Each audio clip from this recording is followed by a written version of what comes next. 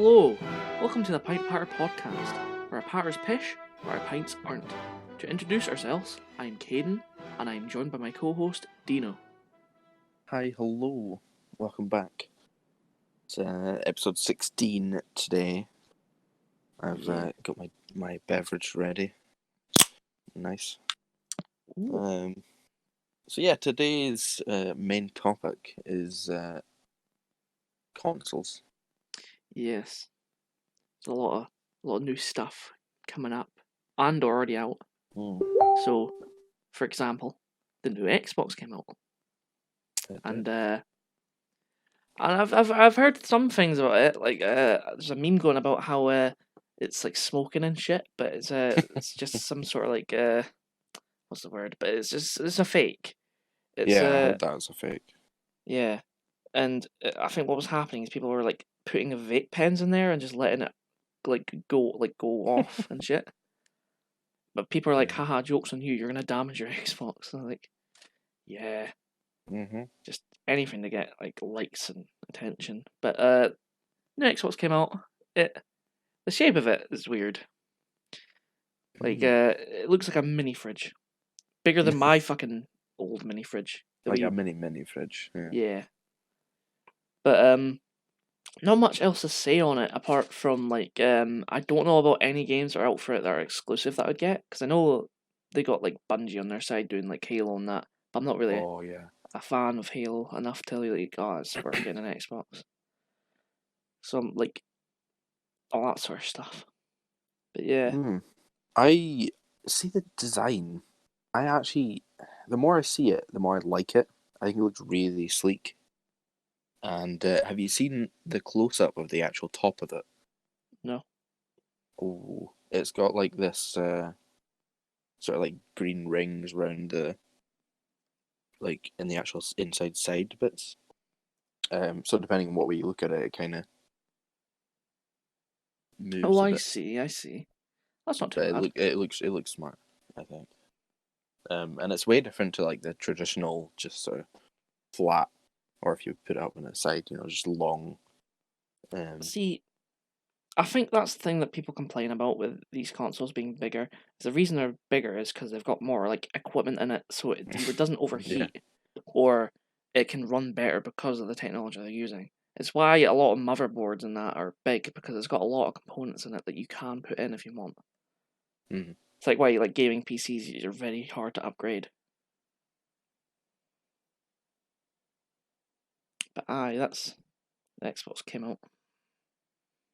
Yeah, and we've got the PS5 dropping very soon. I think it might be out already for most of like. Yeah, I think it was America out for or stuff like that. America was like the 12th, so it was like 2 days after Xbox. And then for us in the UK, 19th, we've got to wait until. Yeah, I'll be getting that. Hopefully, I'll be able to get that. It's upsetting if I can't. Yeah, there was pre-orders, but they sold out like instantly. Like 20 minutes after the release, they got sold out. And they didn't get them back in. No, they got them they did get them back in a few times, but it was literally a matter of 10 minutes and 20 minutes again. They were sold out. So by the time anybody even found out, oh, there's new stock. Wait, no, it's already been no stock left. Pre-orders are gone. But basically, you just gotta hope to go to one of your local places and just get there early. I've got a certain somebody who's willing to do that for me on the Thursday. I'll be getting that, and suppose I'll be playing Miles Morales. Or whatever games, because there's a lot of them. Is that a PlayStation exclusive? Yes.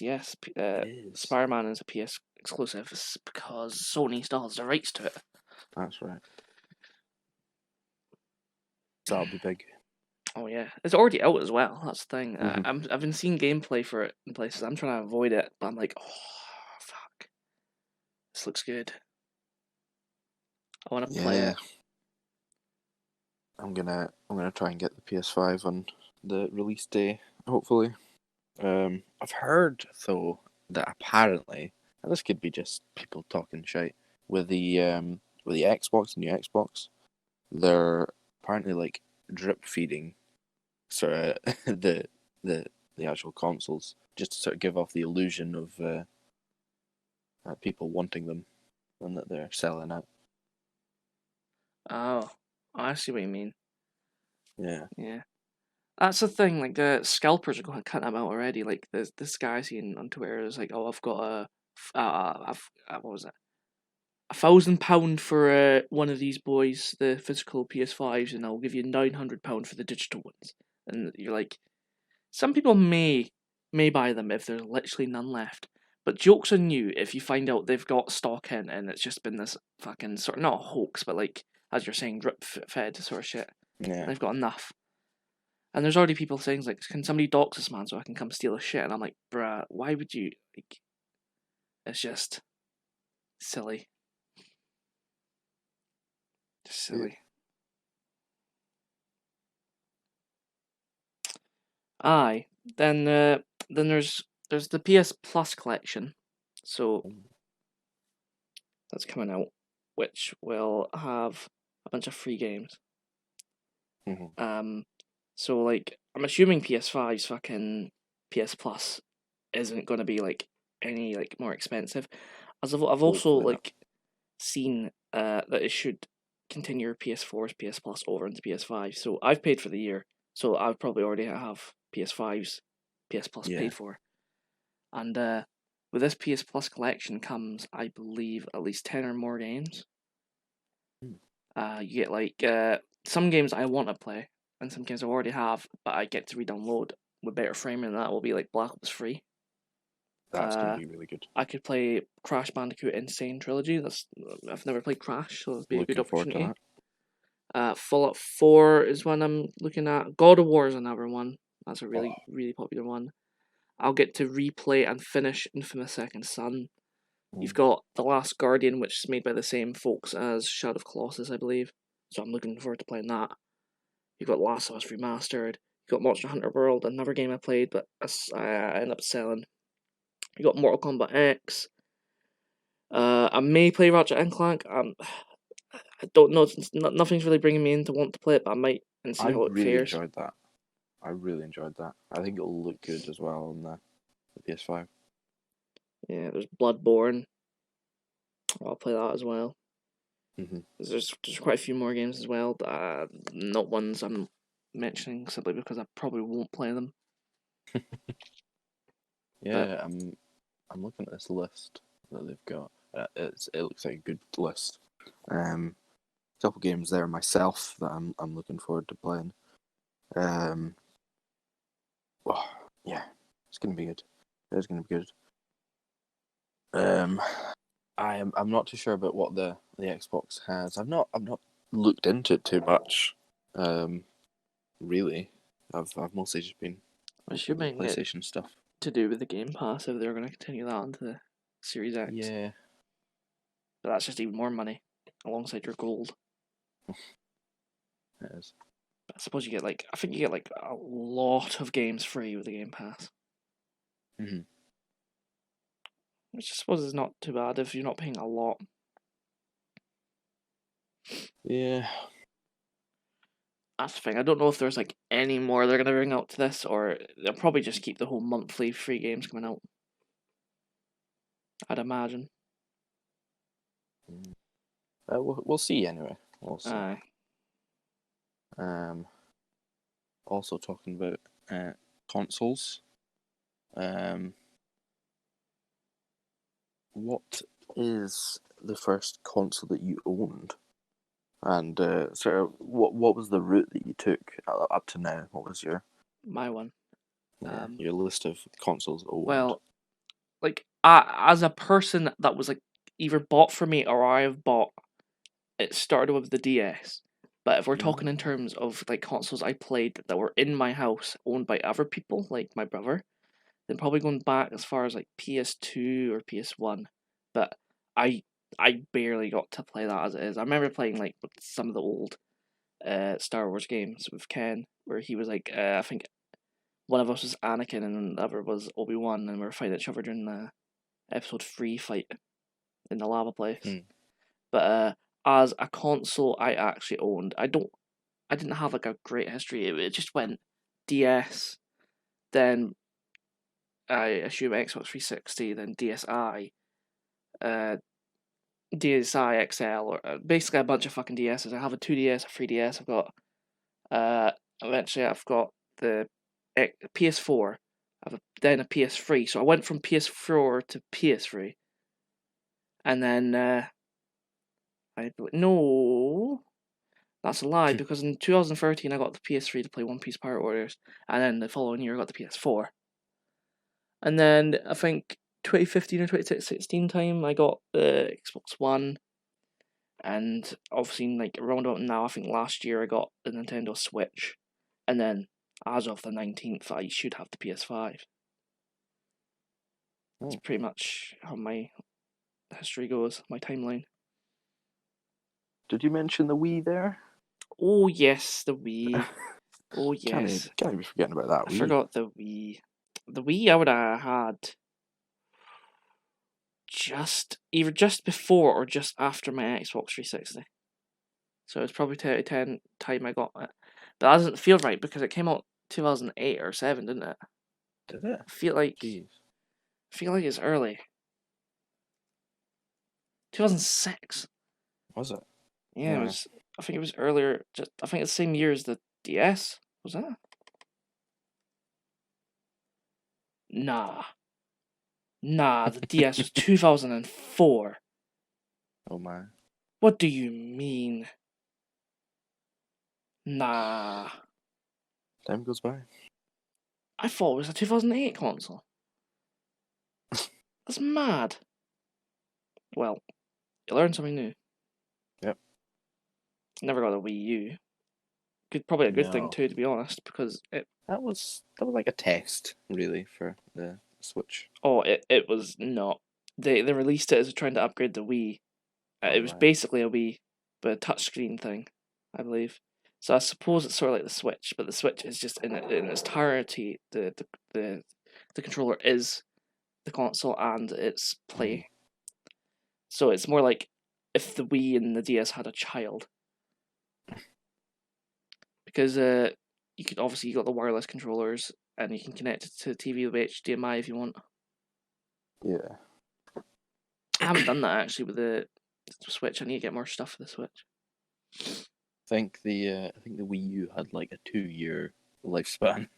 Like I had a 2-year lifespan, which nobody really played it during those 2 years, and then it still has games coming out now. It's just nobody's really buying it. Is that? I don't know why. Oh my. I think it's digitally they're releasing it, but I think the servers are closing down or have. I'm not sure. I don't know much about the Wii U. Yeah. Just did not go well. Well, in terms of my list of consoles owned, I'm just trying to think. My first one was definitely the Sega Mega Drive. That was the first one. That's where I grew my love for Sonic and quite a few other games. Mm-hmm. And I might have had that for quite a wee while. And it's hard to remember like the all the handheld consoles, because I did have the DS, but I don't remember when I got that. I did have I had actually all the Game Boys. Like I had the original Game Boy, so like no color. That's another console I then had, but it was Ken's. I played a lot of like Emerald. Got the Game Boy Advance, then the Game Boy Advanced SP. But yeah, thinking of handheld consoles, I can't remember the timeline for that. But Sega Mega Drive was my first. Then I got the PS1. And that was class. It's a classic console. I've been tempted to whip out a couple of times and just play some old games just for nostalgia. After the PS1, I think I just moved up and went to the PS2. Yeah. Played that for absolute years. Eventually ended up getting a original Xbox so that I could play the exclusives and stuff. So when I first played the very first Halo, my God, that what are they called? That flood. First time experiencing flood as a kid, I was shitting it. I don't know. I only started with Halo 3. But yeah, original Xbox. After that, what was it? I think I got the 360 actually. Which funny about that is I won it at what are they called? I was in Blackpool at the time, and it was like one of those places that had tons of games machines, and from the machines you put in like 20p or whatever, or a pound, and you could get tickets out from it. Because we were there for like the whole week, I just gathered up enough tickets and got a 360, which was it's the what's it called? The really shit Xbox 360 that was said to not last. The one with prone to red ring. Oh yeah. That's the one. It didn't even come with like a hard drive on the top. And apparently that was meant to be a bad one and it not last long, blah blah blah. But that fucking lasted me ages. I ended up buying a hard drive just to stick on top of it. Xbox 360s were really prone to like dying quickly if you weren't careful with like how long you had them on and shit like that.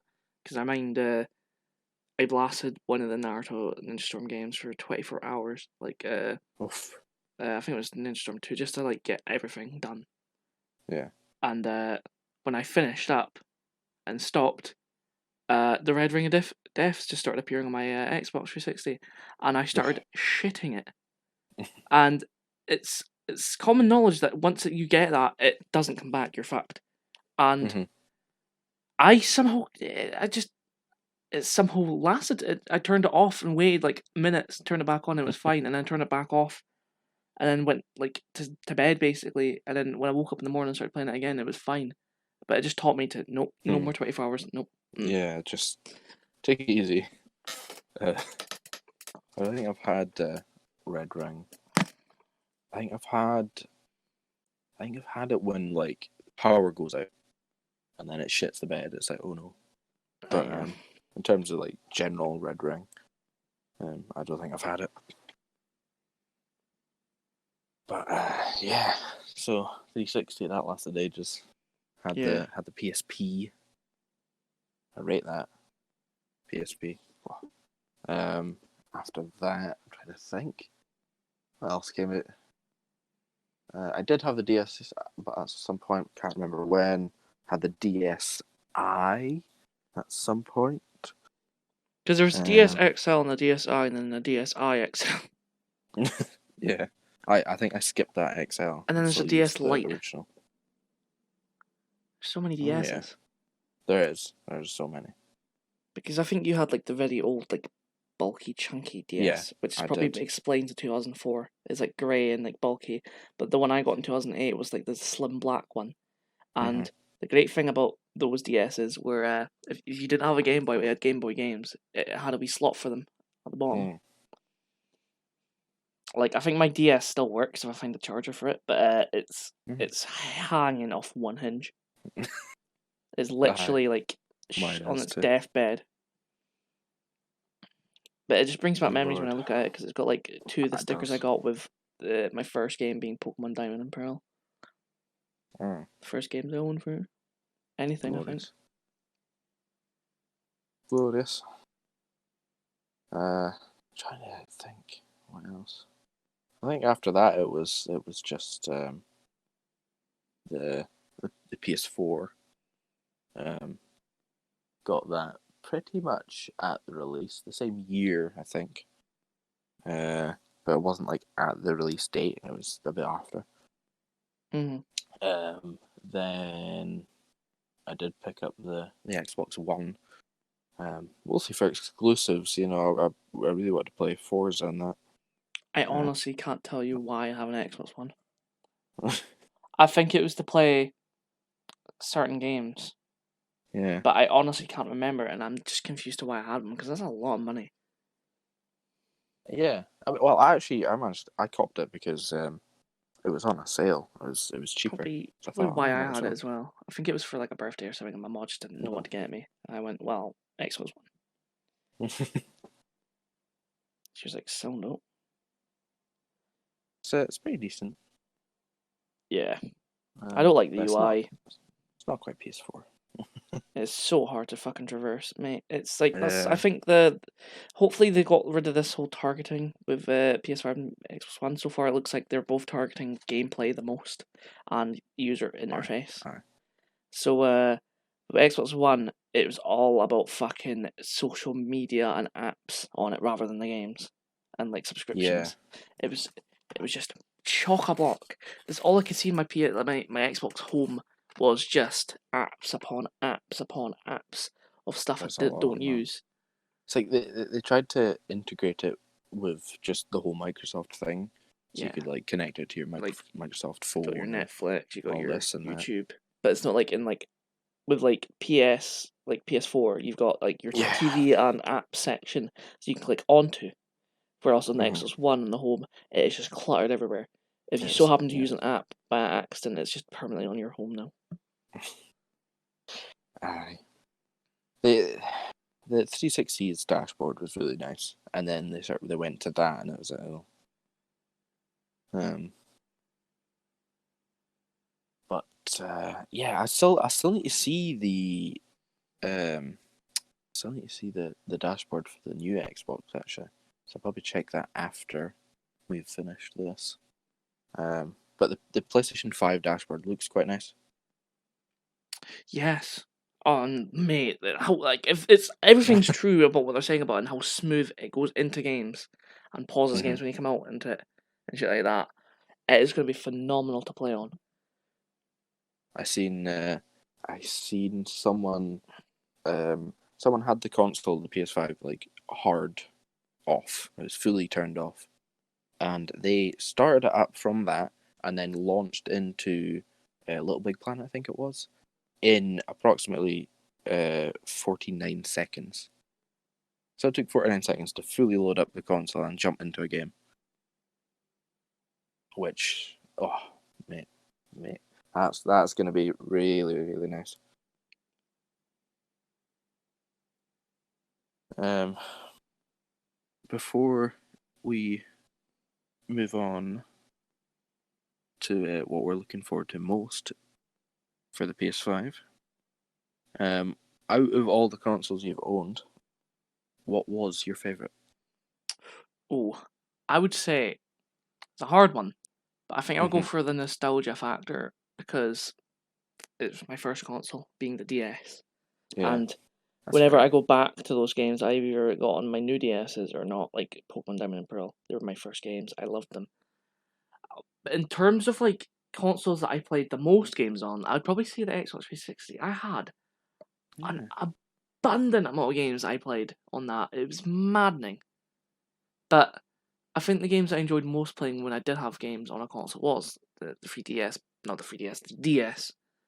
Getting Mm-hmm. confused because I'm currently using one. But the original DS was just it's so simple, handheld. You can take it anywhere. If I was like at the pantomime being forced to go for my birthday again, like I would enjoy it. But see if there's breaks or shit or something boring was Yeah. happening, whip out my fucking DS and be like, oh, where am I? I'm at Elite Four. Let's beat it. Or like if I'm playing, I think I had the Cars on DS as well. That was a fucking shooter, but it was fun. Um, there's other games. I had Pirates of the Caribbean. There's the Pets game. There's a lot of others I can't think of, but I'm having a lot of fond memories of just taking the DS anywhere. You can do that with the Yeah. Switch now, but So handy about handheld consoles. yeah. So the DS is mine. What's your favorite console? Wow. DS is a good choice. Um, it's tough. It is tough, and I think uh, nostalgia will impact this choice a lot. For most people, even. Um, ooh, I think mine's is PS2. I think it's got to be the PS2. Mm. PS1 holds a lot of nostalgia as well, and so does the 360. They all do, but I think PS2 is that like sweet spot. That's that sweet spot. It was a solid console. The load up, like the music for when it's actually boots up. Oh my god! Even on the PS4, Yeah. I actually purchased The dynamic theme. the dynamic theme, so that every time I launch the PS4, it's the PS2's PS2's load up. So good, but there's just there were so many good games on PS2. I mind playing. I think one of my first PlayStation 2 games I played was like Smuggler's Run, and I don't know if you've heard of that at all, or but one of my cousins showed me that, and it was just a cool driving game that you could go about, and it was one of those games that had like one of those Easter eggs where you could go behind the waterfall. Oh, Yeah. I just remembered the other game that I really enjoyed for the DS. It's fucking Oh, yeah. Digimon, because no other console would have it at the time, because it was like simply Japanese. I think PS4 has like the new Digimons, but like the old ones I played very similar to like Pokemon. Mm. But sorry, I interrupted you. I just remembered the other game. I knew there was Of another course. game that I liked, because I've there's also the thing my mom bought. Like she bought this thing where she could download a bunch of.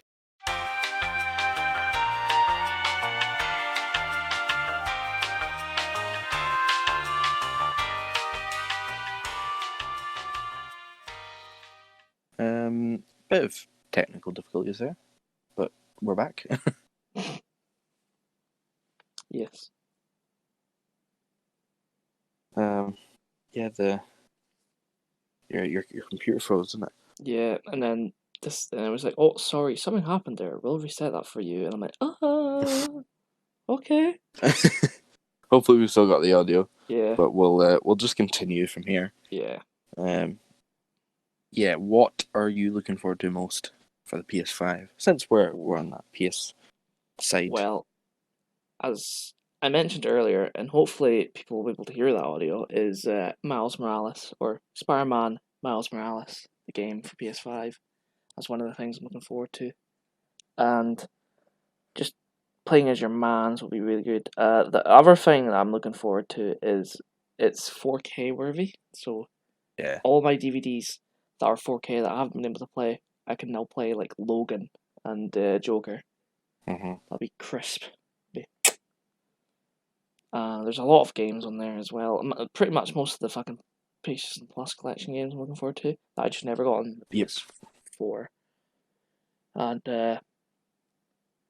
just as an entire like entity, the PS5 is ray tracing and it's just good frame rate. It's just going to be optimization for games. But yeah, that's what I'm looking forward to most with the PS5. Oh, it's gonna be great. I'm looking forward to that. I'm looking forward to the dashboard and just how fast everything loads. But in terms of future games that's still to come out, the new God of War, I think that's going to be really good. And I've played through the last one that's going to be on PlayStation Plus. I played through it a wee bit, but I need to fully sit down and blast the whole thing. Mm-hmm. So I've got a that's War on 3 that I still that's want on to my play. list. Oh yeah. I don't know. I'll probably just play God of War as well. That's another one I'm looking forward to. Mm-hmm. I'm gonna try and get through that and play the new one. The new Assassin's Creed, like that looks interesting. So hopefully I'll get that. That'll be good. The new Far Cry 6, I think it is. That'll be coming out in February. It's gonna be lush. Looking forward to that. And even the new Ratchet and Clank game, I'm actually looking forward to that. Because I played I think, was it 2015? 2015 game or in 2015? The 2015 game. I don't know. That came out. I don't know. I know you didn't play in 2015. Yeah. I think it was that year, maybe 2016. But yeah, that's on the PS Plus collection. I absolutely love playing that, so I'm looking forward to the new one, to be honest. Yeah, it's gonna be really nice. Even some of the older games, or should I say, some of the new released games that aren't on PS5 yet. FIFA. I've seen Oh yeah. seen a photo of like the graphics for Trent and Felix, and they look just crisp. So I think FIFA's going to be good. I've been really enjoying FIFA this year, but yeah, that obviously Black Ops 3 going to be quite nice. Even GTA 5, I don't think I'll get it straight away because it's going to be costly. Pretty much full price. But that, and I've heard that the loading times for that is really, really quick, which saves that game so much. It needs to be bad. That would, especially for like just like going into your fucking house. Mm-hmm. I think they're planning on making the online free at some point, but I don't know when. I did hear that. Well, I'll get it when it's free, but otherwise I'm not paying for it. Yeah, I'm not. I'm This will on be the like a same third boat. or a fourth time. No. Especially not for the high prices of the PS5 being what, like $69.99 for a lot of the newer games. Mm-hmm. Which is the price of what, like a deluxe edition or something would be. Mm. That's for the digital editions. I think the physicals are still going to be like $59.99 or lower. What was it? For the, I think, what was it for the PS3? There was like 3. No, what was that? PS3 or PS2? Sorry, had like 3 or 4 GTAs, and then GTA 5 has had like 3 consoles. Oh yeah, it's like Skyrim though, isn't it? As well as it came out in 2011. Well. It's got like fucking dozens, hundreds of releases. Absolutely hundreds. Another game I still need to play. I actually got lent it. I'm either playing the game I'm currently playing normally daily, which is either Black Ops or Apex, but hopefully I'll find some time to play it on PS5 because I believe it's might possibly be one of the free games. Quite possibly. But yeah, Skyrim's a game that I've played in the past, but I'm real bad for like free roam games, just not continuing after a while. Like I'll enjoy them thoroughly. I don't get bored of them. It's just I find something else to do. I know what you mean. It do be like that sometimes. Yeah. Maybe. Yeah. Alas, there's a lot to look forward to. Look forward to. Even the controller. Initially, I thought it kind of looked weird. But the more I see it, I think it looks smart. I think it looks really, really nice. I hope the ingrained patterns aren't as like, the patterns are just all the shapes, like the square, circle, X, and triangle. I hope when you hold the controller, it doesn't actually feel like it's got like a pattern on it. If you know what I mean. Yeah, I know what I mean. Like the PS4 controllers being pretty much smooth to hold. Yeah. But looking forward to it. It shall be good. Bank account won't be happy though.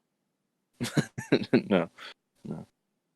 I'm looking forward to seeing the Black Ops Cold War on that. Oh, fucking don't you? Just, these games right now, they've released them for a reason. It's to show us, oh yeah, your PS4 cannot handle these games. Because you go to open your home button to check something while the game's running, and it cannot process it properly. It couldn't process Black Ops fucking 4.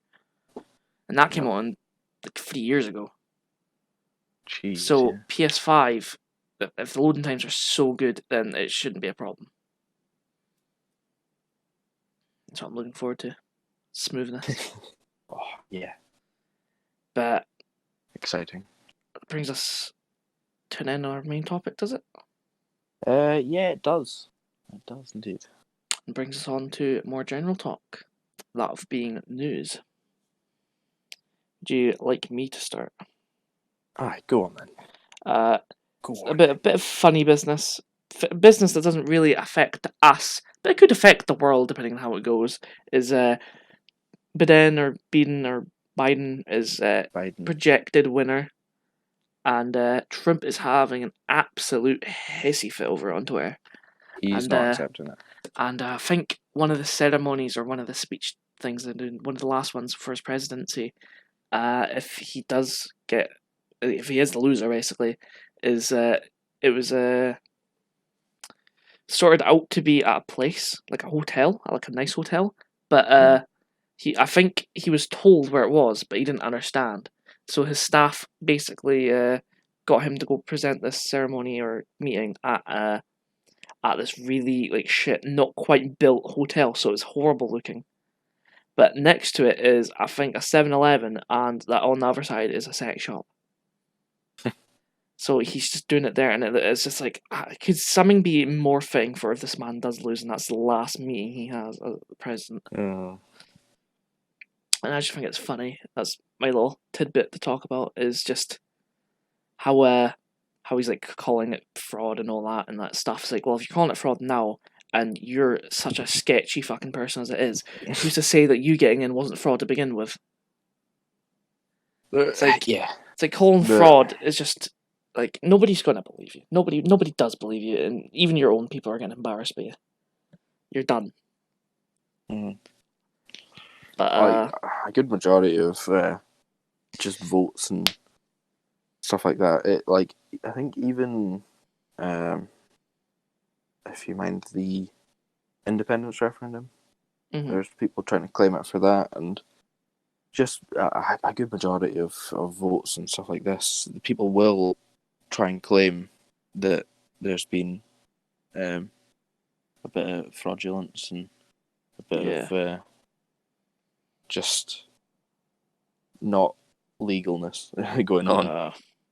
But I think that's always people are always gonna think that. Somebody was saying to me, Andy, I think it is, on Friday, was talking about how if Trump refuses to get out of office, if he has been voted out, and it's left to these people who are like important. Forgive me for my lack of terminology and who these people are, but the people that are like the voting seats, I believe, and if they decide that he doesn't get voted out on their like votes, the electoral college or something like that, votes that he still stays in, he doesn't just stay in as the president for the next 4 years. He stays in as like the supreme leader of America until he dies. I don't know who the fuck set up this shite, but jeez. Oh, guys, the public have said we need to vote this guy out. How about we go to a vote? Let's keep him in. All right. So now that we voted him in, he's no longer president. He's the supreme leader of America, and he's staying in until he dies. What sort of shift change is that? What? It's a fucking democracy, bro. It goes from the general public to more votes to more just like, nah. It's not really a democracy. We decided it in democracy, but it's not really a democracy. It's just what the fuck is America think? I don't think it'll get to that. I fucking hope not. I think there will be a transition, and Biden will get in. Like, it's bad if he gets another 4 years, but it's worse if he stays in for life. Bruh. Quite a big lead though on those votes. Yeah. And I mind, what was it? Trump. I'm pretty sure Trump said to like a lot of his fans, he like, don't use the mail-ins. Don't use the mail-ins. No, don't use the mail-in ballots. No. And it was the mail-in ballots that won it for Biden, but give him majority. It definitely turned the tide for a couple states, such as Pennsylvania. I think Trump was in the lead for that state, and then because they were still counting the mail-in ballots that were coming in, it eventually overtook. It's the folks that are saying, so Biden is only winning because of mail-in ballots. So how has this never happened quite before? It's like, I don't know, Janet. Maybe because it's during COVID, a pandemic where people would rather not go out to vote, you fucking plonk. Yeah. Fucking, oh, why is there so many mail-ins right now? Why is it 812? Like, I think that the statistic they went over is like, oh, before it was only 22,000 mail-ins for presidency in the 2016. So why is it 866,000 now? It's like, I think it'd be obvious Times are that different. people don't want to go out to Yeah. vote anymore because, you know, it's a virus that can kill you if you're infected. And if you are affected by it, you'd rather just not have it. It's like, if it's easier to mail it in, then why not? It's the BAM pot. It's these BAM pot thinkers, man. But so yeah, that like assuming things go smoothly, although there'll be a bit of talk. I think that'll be the most, but assuming it goes smoothly, Biden will be the 46th. Is it? I don't know. I think he's 46. I mean, I couldn't tell you who the president was before Bush. Before Bush. Yeah, they're like the doctors to me. Like I know Christopher Eccleston, I know David Tennant. I don't really know the names of others. I know some You'll know off names them. of the Doctor Who, like Tom Baker. That's about it. But I don't know like a lot of the ones in between. Pretty much like the presidents, to be honest. You'll know them if you hear the names. I think before. I know there's Reagan. Bush, it was Clinton, wasn't it? Yeah. Was it? Yeah. Let me just check. Oh my god. I don't know why I'm saying oh my god. I don't really care. I don't know the man. I'm looking at the list here. Donald Trump, the 45th president. Before that was Obama, to which Joe Biden was the oh fucking hell, what's it called? The other running candidate or something. The vice president. Oh, he was the vice. Oh yeah. That's right. Yeah, so he was the vice for Obama. Before that, it was George Bush. Then Bill Clinton. And then it was George Bush, but like his father. I'm noticing a pattern here. George Bush was not the smartest person, and then I went to Obama, and then I went back to another person that wasn't the smartest, and now we're back to a person who actually believes in science. He's not like good morally. I don't think he's like definitely like not the best person to get for president, but he's a few meters better than Trump because he actually believes in healthcare and fucking science. It's just the way that Trump speaks. It's so just unprofessional. He's an actor. He's a person who's been in he's been in debt, but he's been bankrupted like twice, hasn't he? I think so. Yeah. Like for a time, really, most people only knew him because he fucking featured for like a cameo in Home Alone once. But now he's the president somehow because I don't know. The presidential race was just between the star of Home Alone and the star of Parks and Recreations. What the fuck? Yeah. Oh my god. Before Bush, like the dad, the father of the George Bush that we know. Before him, it was Ronald Reagan. And then there's obviously more going back, but that's the list. And but that's all there was. I didn't think we'd go into like such political. No, I just wanted to mention it because it's funny that Trump's having a hissy fit. I know, just not accepting it. No, we could have had. We could have had. Oh my god, what's his name?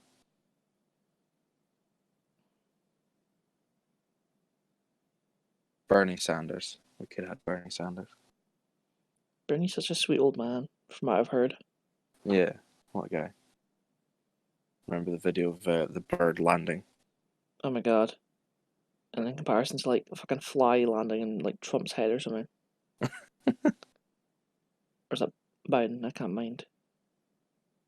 But I think to take us off this topic. Move off.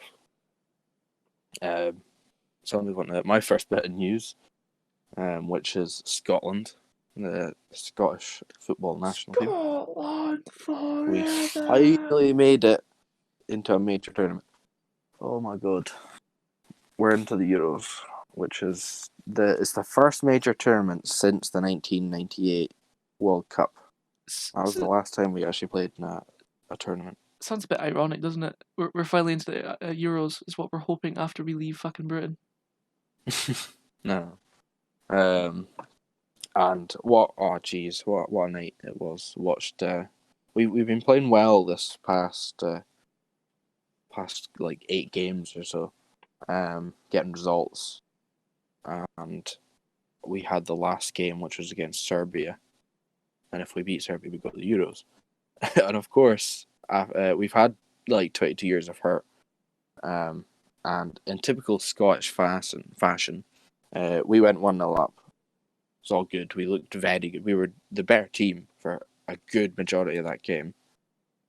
Like 80 minutes of that game, we were the better team. And then the last 10, Serbia kind of played a bit better. And we made the wrong substitutions. But literally the 90th minute, or pretty much there, Serbia score a header to make it 1-1 and take it into extra time. Which I'm sure a lot of people would have been like, "Oh no, not again, please." I can't go through this again.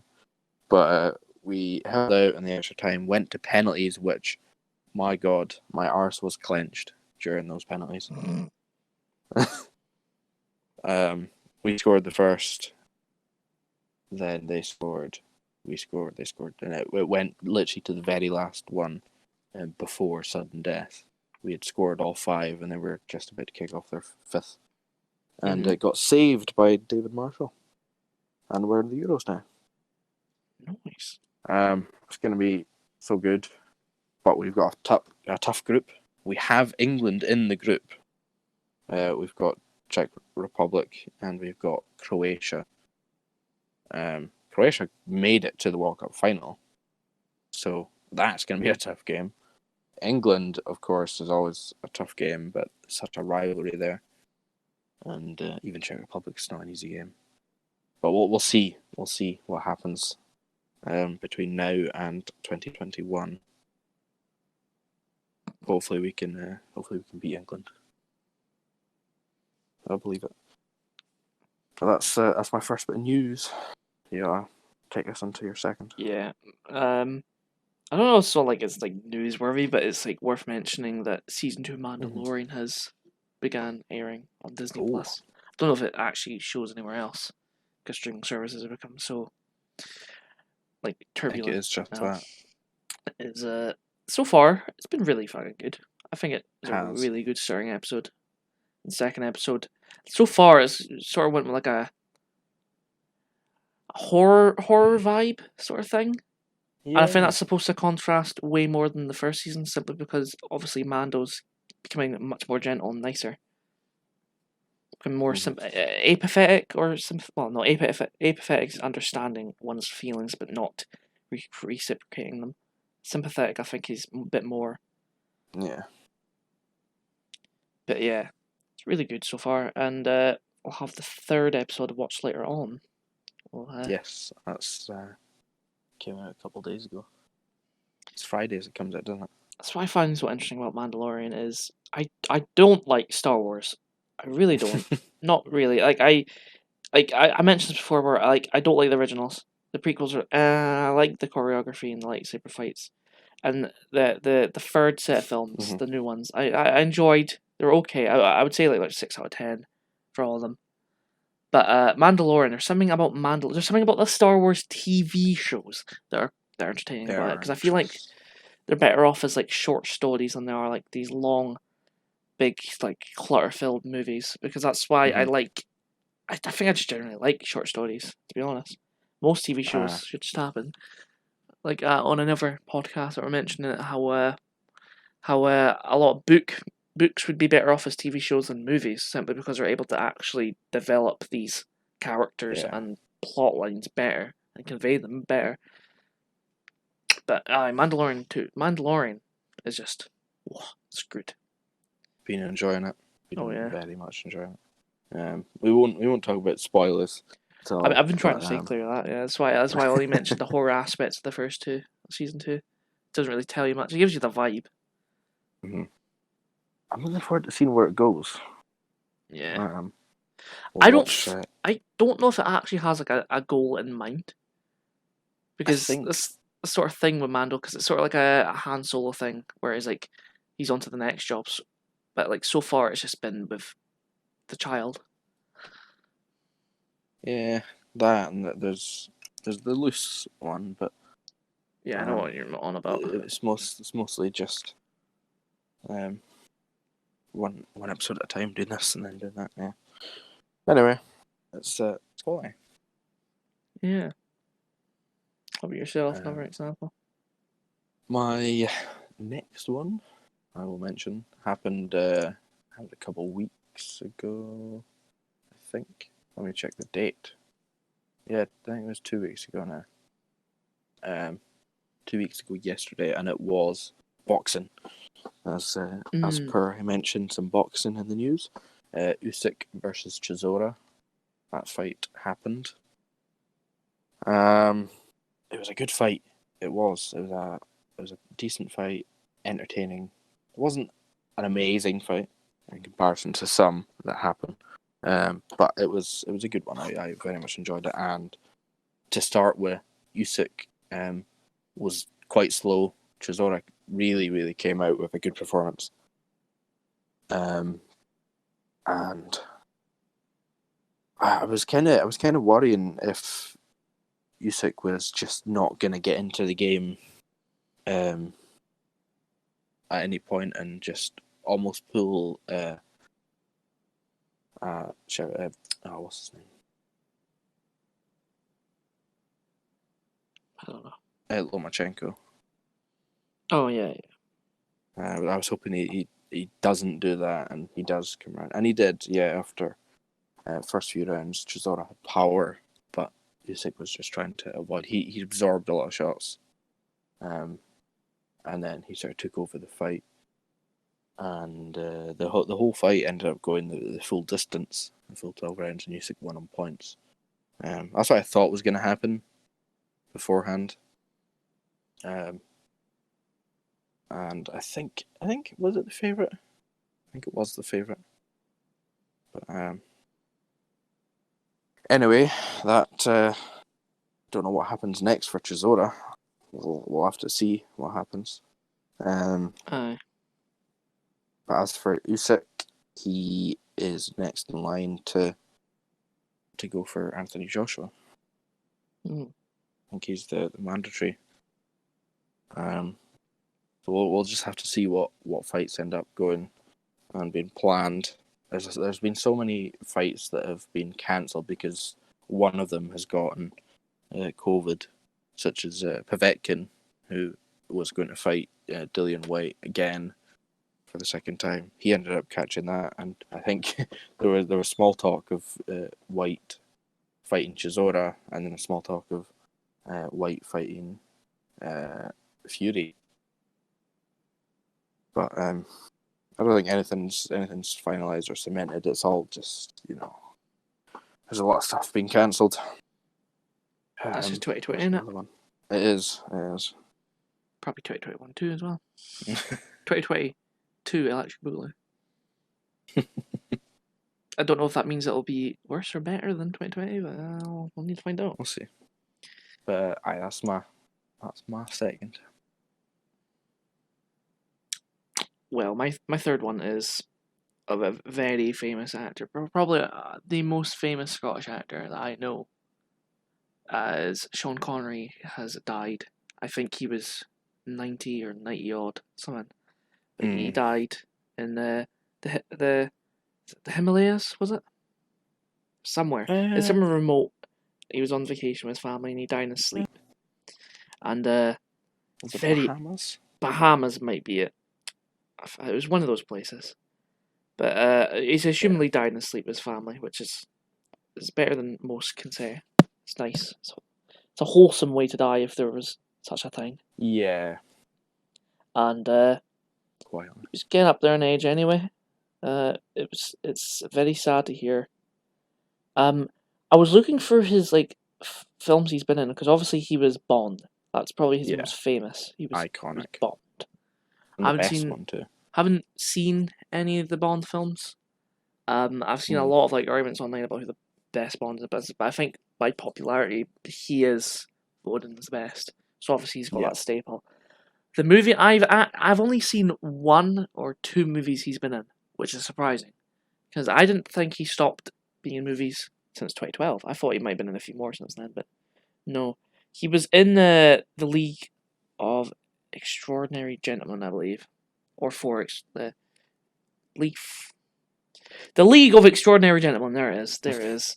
And he played one of the characters called Alan Quatermain. Alan Quatermain. That's it.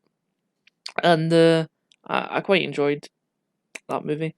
I actually, it's just sad because I haven't seen a lot of his movies, and I probably would feel a lot more connected to him if I had seen a lot more movies. Yeah. Which is a lot of these characters, celebrity deaths that happened recently. Like, I don't really know them, but I know a lot of people connect in that. Which is maybe I'll feel more connected to him knowing he's dead when I go to watch Bond films at one point. But his death is very big, especially for Scottish culture. It was. In general, Scottish culture right now has been affected simply. You've gotten through to the league, Euros, and we've now got pretty much our most famous Scottishman. Indeed, it is a shame. Yeah. I've seen a couple and bits of the old Bonds. Yeah, I think he. What was it? No, it doesn't matter. He was in the Goldfinger one. He was in Goldfinger. What was the other ones? From Russia with Love was his as well. I think he was the longest standing Bond aside from Daniel Craig. And I think he had the role for quite a while, and then he stepped down or stopped doing them, and they got someone else, and they only had 1 or 2 films, and then it was someone else for 1 or 2, and then it was back to I Sean think it Connery. just depends on their popularity and their performance. Yeah, everyone's gonna have their own favorite Bond. Much like the Doctors. Yeah, They always have their favorite Doctor. it's a sad time, but it's Yeah. definitely a good age. I mean, 90 is.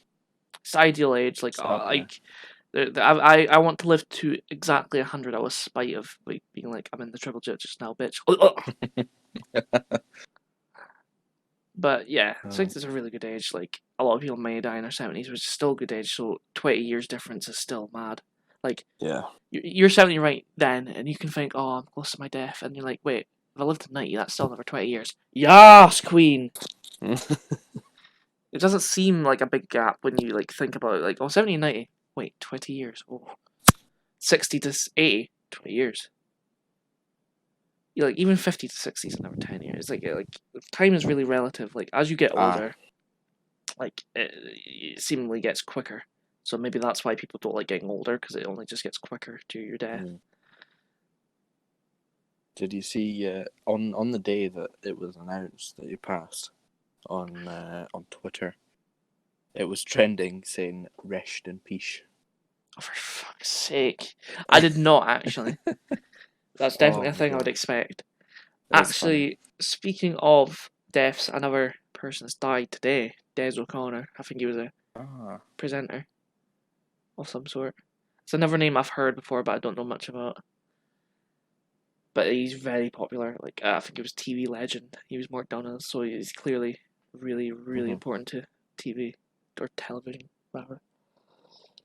But to take us off this dreary piece of news, have you got another? Well, my last bit of news is also kind of dreary. Shit. I'm afraid. But and it's more a personal one. It is. Yeah. So, King Cobalt, the band that I was part of, that I started with. Oh yeah, that's my favorite band. I can't wait to see more stuff from them.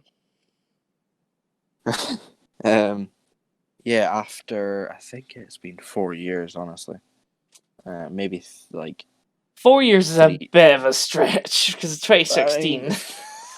yeah, I mean that's when me and Ken first started writing stuff.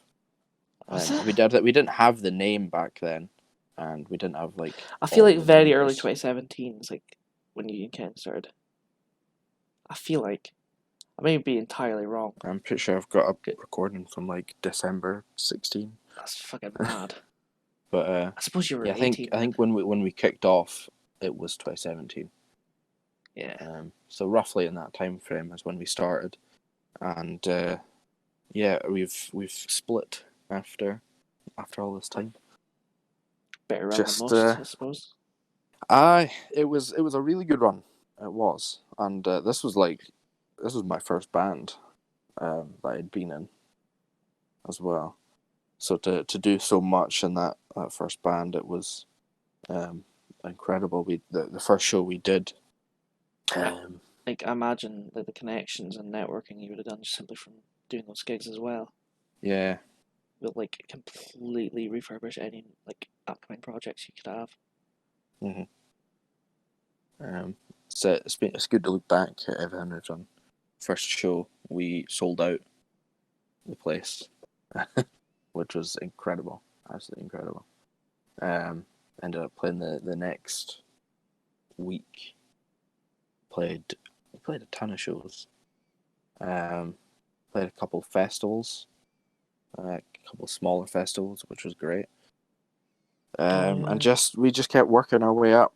Got to a point where we recorded our first EP. And although looking at the amount of songs we had, we actually could have gone for the album, but it's a bit different that it's a lot of money and stuff. But the songs were good that we had. Everyone was just great to work with. Yeah. And yeah, we were the first one. I think we were the first local band to actually headline a show in the Ironworks.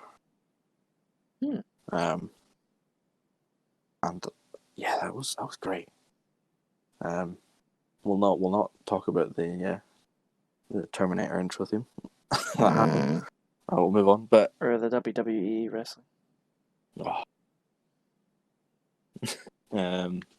was a weird show. Went on from that. Managed to play fucking Belladrum, which is twice, was it not? Twice. Yeah, twice. So the first time we played in the what is it? The Seedling stage, I think it's called. And then we played Hot House the next year. It was the same location God. but different tent, wasn't it? Because they keep on shifting the tents about, don't they? No, it was the same. Or were they just nearby? They were nearby. That's why it got me thinking. Because you eventually, like, I think Ken really wanted to play main stage at one point. But to literally go from going to Belgium as a youth, constantly, and then seeing all these big bands and whatnot, having a good time, to then going and playing it yourself, it's some experience. Having the artist band, I've still got them. But we played a lot of shows, and it was all great. All the times that we went and drove down together to Glasgow or to Aberdeen to Edinburgh, all the way to the very last gig that we played in Newcastle, which quite fitting was in a place called Cobalt Studios. Yeah. And yeah, it's a shame that it's ended, but I'm not finished with music.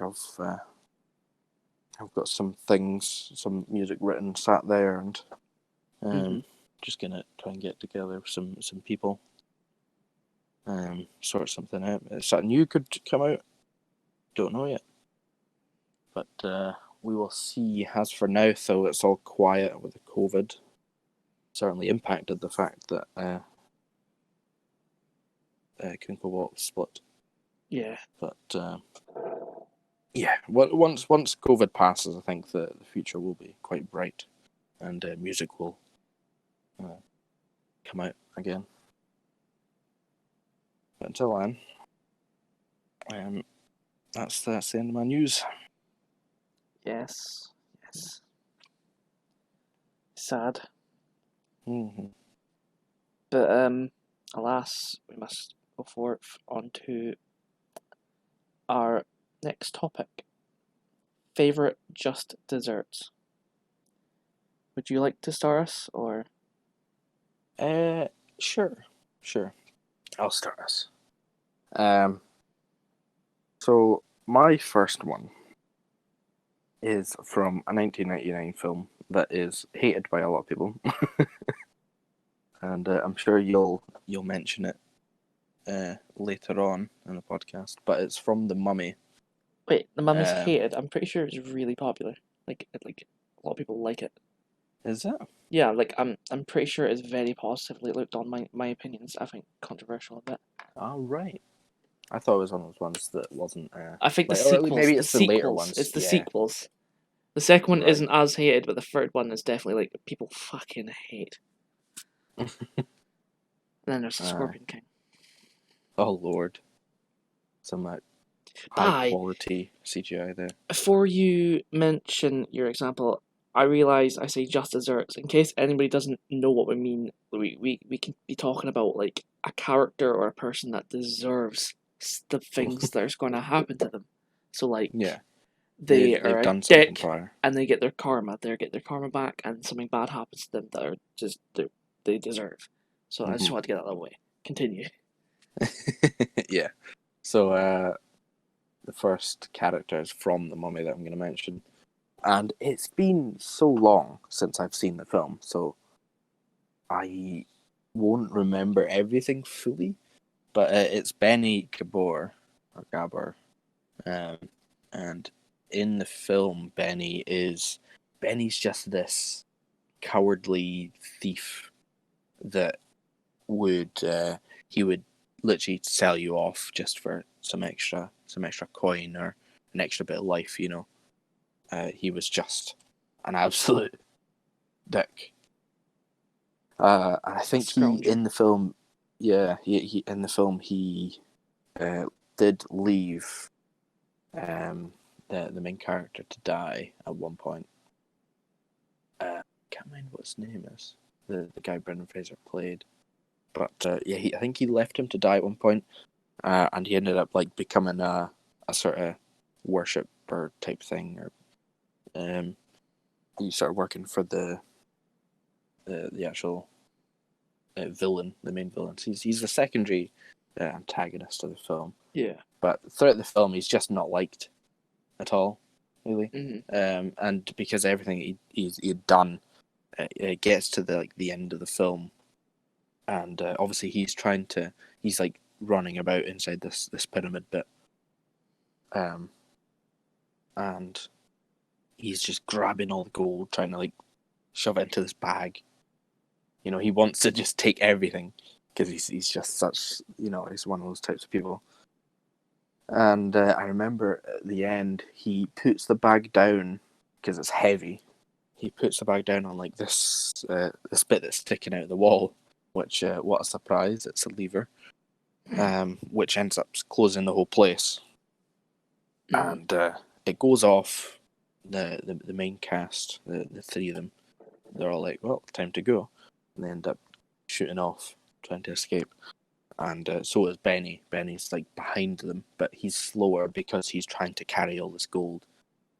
And eventually, he gets right to the end, right to the door. And Brendan Fraser's like holding his hand out. He's like, "Come on, Benny." So even despite he's left him for dead, he's still, you know, trying to help him. Nice. Really But likes the good person. the door closes and Benny's stuck inside. And it's so slow and like such a slow and painful way for him to die there. After he gets locked in, he like sort of crawls back into the bit so he's not squished, and he's all the lights go out.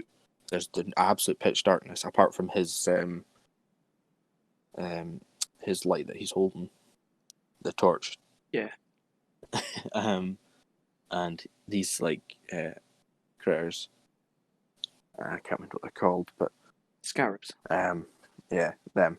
They appear, and he's just like, go away, and then he gets swarmed by them, and all you see is the light, the flame go out, and you just hear screams. He's like engulfed by them. Aye. So it was a much deserved death. Yeah.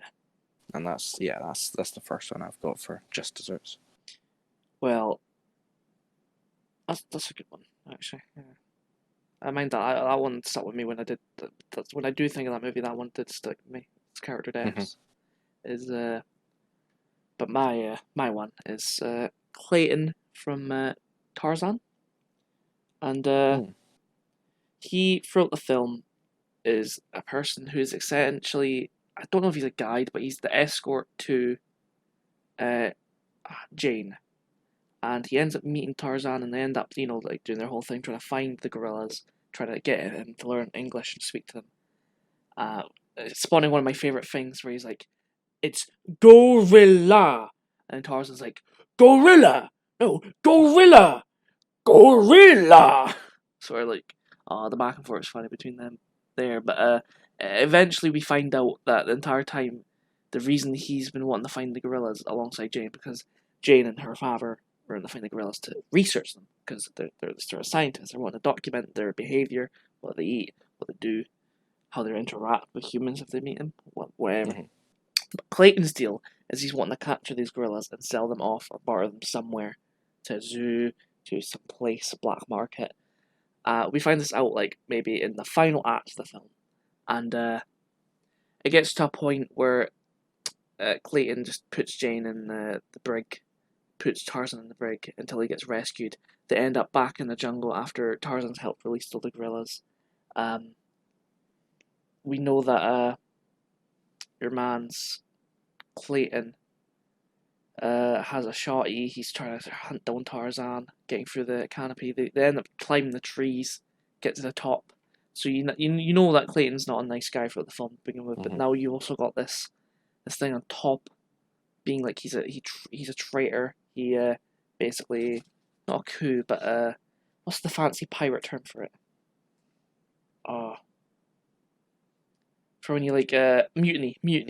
It's a mutiny. Oh, yeah. Basically, and in this final like fight between Tarzan and Clayton, we have them up in the trees, as I said, and it leads with Clayton slipping and falling down through the vines from the canopy up top, and the thing you see is him falling with a shadow and hitting the ground. Well, not the ground, but hitting like solid something, and it turns out it's the vines wrapped around his neck as he's falling has caused him to just instantly stop falling and snap his neck, hanging him. And it's grim, it's really grim. I think what makes it all the more grim visually is the fact you see his shadow, like the actual silhouette of his body hanging there. You see everything. And it's really grim, but you're like, yeah, you get what you deserve. It's a comeuppance. It's his comeuppance. Clayton's comeuppance. Bit of a alliterative. You get what you fucking deserve. Yeah. But as a kid, it was fucking like, whoa. Yeah. I wouldn't wish that on anybody, but now I'm like, I get it. Fucking, fuck you, Clayton and your gorillas. Fun fact, actually, Tarzan in the novels, the origin for the novels really is Tarzan is named Clayton, so they stripped Tarzan's name and put him on to the villain for Tarzan's Disney film. So that's where Clayton's name comes from. Is actually Tarzan's name. That's my first example. Nice.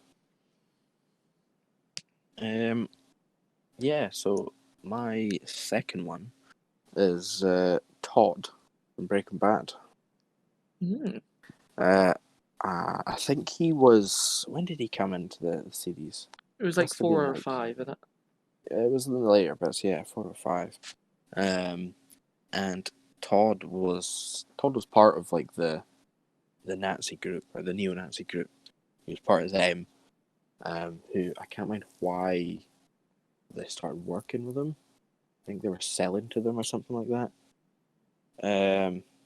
But yeah, it got to a point where I think they had Jesse.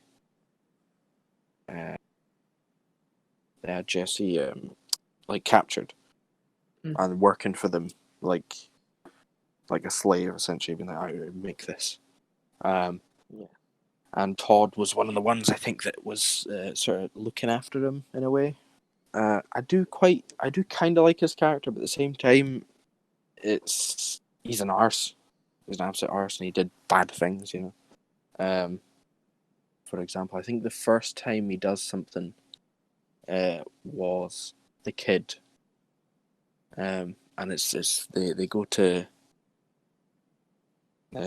they go to like rob the train. I think it's a heist, and this kid on like a bike sees them, and I think initially they're like talking to the kid and be like, you see nothing, alright, you know. And then Todd just goes and kills the kid, and he's like, yeah. we can't do this, you know. I've seen that There clip needs to be no recently. Yeah. witnesses. It's like So that, what are you saying? it's like they sort of wave. Like I think Walt's there as well, and Jesse sort of looking, Mm-hmm. and then I think Todd's like behavior, like body behavior, is like he's sort of like waving at the kid as well. He smiles, and the kid's sort of like sort of moving, and then he just grabs his gun in his pocket and just nonchalantly brings it out and just. That's right. That's it. Yeah. That's very recent. I've seen that clip as well. That startled Jesse, and he just grew this hatred for Todd, and he wanted to get him back. It's because and there was another thing that happened where, what was it? He went to try and escape, and ended up getting captured again. And Todd was like, we can't have this. Got to punish you. So he then goes and kills Jesse's girlfriend. Or, yeah, pretty sure that's what happens. And yeah, it's just from all these things that he's done, it made you want to see him die. And it wasn't until the finale in which Walt obviously has this plan with the machine gun, but it takes out everyone apart from obviously Walt, Jesse, and Todd. So Todd was the only one that was surviving. He was like, "Yo," he gets that, and he's like, "What the fuck? What was that?" And then Jesse just goes over and fucking kills him, which was just perfect, absolutely perfect. I think I just had to mention that one in favorite just desserts. yeah. Well, my one is a Dragon Ball one, and it's normally a just dessert that you would expect from the arc before it happens. Is a very famous character Frieza, who is known to be basically Space Hitler. He is a massive racist, basically, genociding the Saiyan race, which is what the main character Goku is. He's a Saiyan. So we got the stigma of him already that he's a pure evil, like galactic, like supreme leader, who is essentially racist or speciesist or whatever. And every time we see him interact with a Saiyan, he'll say, "Oh, you stupid monkey!" Like just referring to them as monkeys because they have tails. So obviously we're seeing them. We want this cunt to get destroyed, and in the arc he's introduced, he is defeated by Goku after he enrages him by killing his best friend. He brings him up to the air and destroys him. And what happens is Goku gets mad and he does his famous transformation. And it leads to the planet being destroyed when they're fighting. Goku escapes and Frieza's defeated. His arm is fucked. His lower half of his body's fucked. But through this, we find out that he can survive without any part of his body as long as he's still got living tissue. The arc after, he comes to Earth and decides he's going to destroy everyone Goku loves. So we find out that Frieza has got this sort of vendetta thing where he hates Saiyans, he hates the idea of being defeated, he hates being mocked, he has such a thing for it. So him being defeated in the prior arc is already enough of a comeuppance for me to go, yeah, that's sick. But then this new character comes out of nowhere, turns into said same transformation that defeated him beforehand, and kills him via bringing out his sword and cutting him into many pieces and then blowing him up. So the comeuppance here, the just desserts, is the fact that the thing that's been annoying him, the reason he genocided this species is because he was worried it was one day going to uprise and somehow defeat him through the legend of a Super Saiyan. So not only has he already been defeated once by it, but then a completely new person that nobody knows came by and also defeated him and took the piss out of him. I feel like, yeah, that's what you get, Space Hitler. That's what you fucking get. You get what you fucking deserve. Man, just willy-nilly destroying planets and species. I know. But I think that really is poetic that, no, you're not worthy of having the person you have a vendetta against killing you. You're getting a completely different person that you've never met before coming up to you, surprising you with the same power that the other person had, and just insta-killing you. It's sort of poetic in that fashion. Like, Goku, if he wasn't there, was going to do it anyway. But this new character just came by, and it was a great dynamic. And I think it's one of my favourite just desserts. One of the best moments in the series. But that's my second example. That's your pick. Well, I suppose I'll mention my third. And my third is General Shepard from the very much loved game Modern Warfare 2. And for me, it's probably the best COD campaign. I know a lot of people will say some of the Black Ops ones and whatnot, or even COD 4, I might say that one. But for me, it's Modern Warfare 2.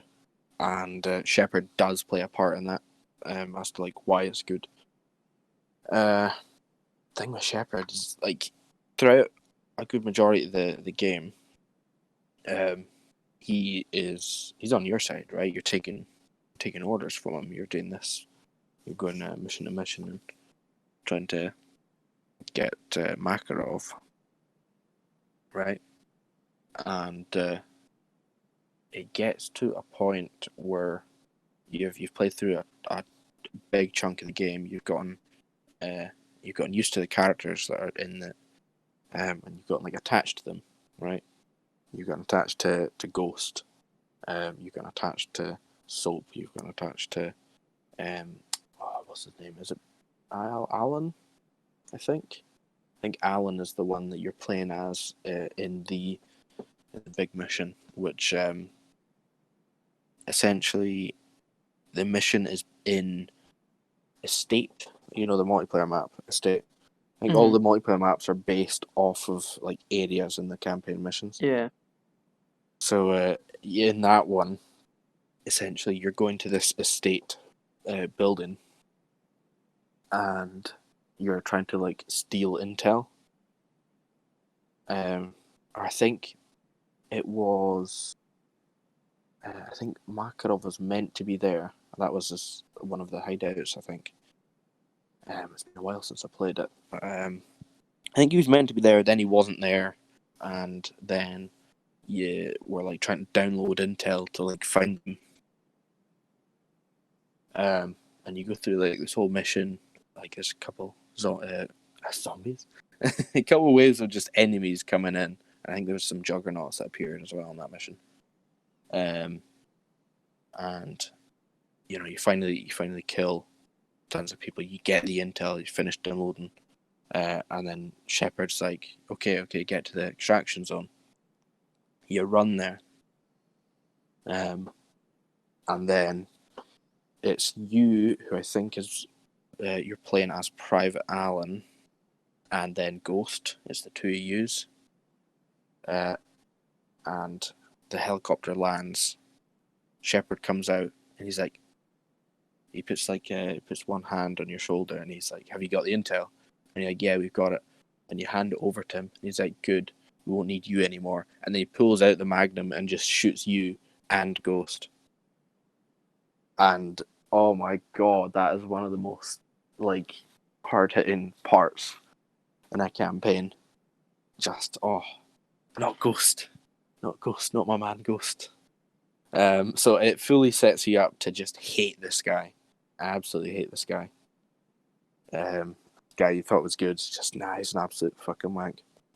And after he shoots you, there's like the scene of you lying down essentially next to Ghost as the dead body, and you just see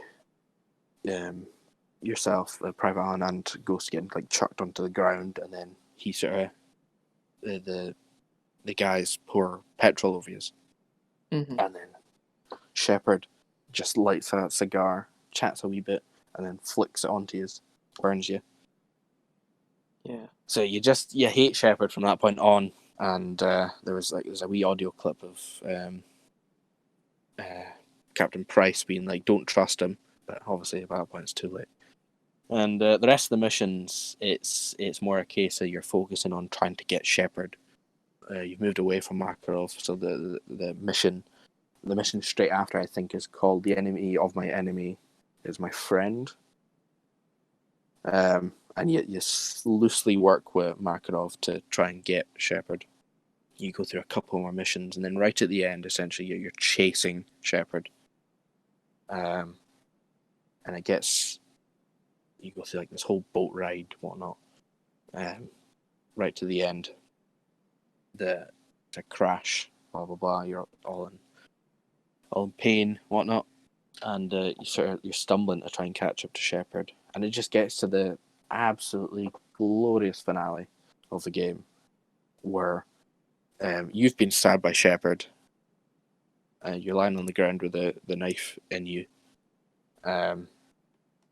Price is fighting Shepard, and I think he's initially winning the fist fight, and then Shepard starts beating the shit out of him. To which point, you look at the knife in you, you sort of grab it, you're like spamming X to try and pull it out. You eventually do, and then you just sort of you aim it back. Shepard looks up at you, and you just launch it, and it fucking right in his dome, right in the middle of his eyes. It's this knife. Oh mate, it's so good. I think out of everything that's on my list, this is my favourite. This is my absolute favourite. Shepard deserved that, and what a glorious way to kill him. Oh man. But a bit of a long one. Alright. Long description there, but it's so good. Incredible. Okay. What's your next? My next one is your man's syndrome from The Incredibles. And basically, we were introduced to him later on in the film as this guy who Mr. Incredible meets when he's fighting the big robot, but it's bigger, it's badder, and we find out that this guy's been making them, and these guys brought him to the island to come back as Mr. Incredible. And we then find out from that point that Syndrome is the kid from the beginning of the film that who wants to be Incrediboy to Mr. Incredible back in his early days.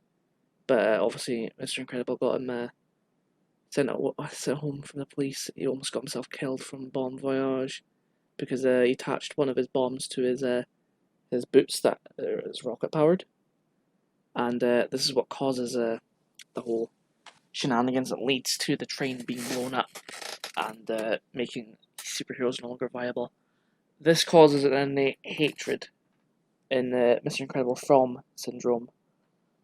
I think his name is Buddy, and he rips down everything and he makes it his plan to make everyone super.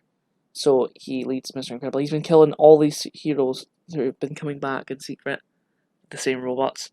He's been upgrading them every time, so you get a bit of depth to his how intelligent this man is, making AI robots are able to kill people that he even though he himself is not super, so but he has the ability of doing it. He has a .0 gravity fucking laser pen thing that can make people stop moving. So he's got the ability to be overpowered as fuck. But he's arrogant, he doesn't care. There's a point where his woman assistant, maybe even lover, is caught by Mr. Incredible when he is trapped in this electrical thing that's cuffed him. And he obviously says to Syndrome, I could snap her neck like a toothpick. Because originally he was aiming to grab Syndrome and doing it to him, but she pushed him out of the way. And Syndrome just goads him and says, do it. You won't, but do it. I'd like to see you try. And then obviously after he lets her go, Syndrome just goes, I knew he wouldn't. How would you know? I just knew.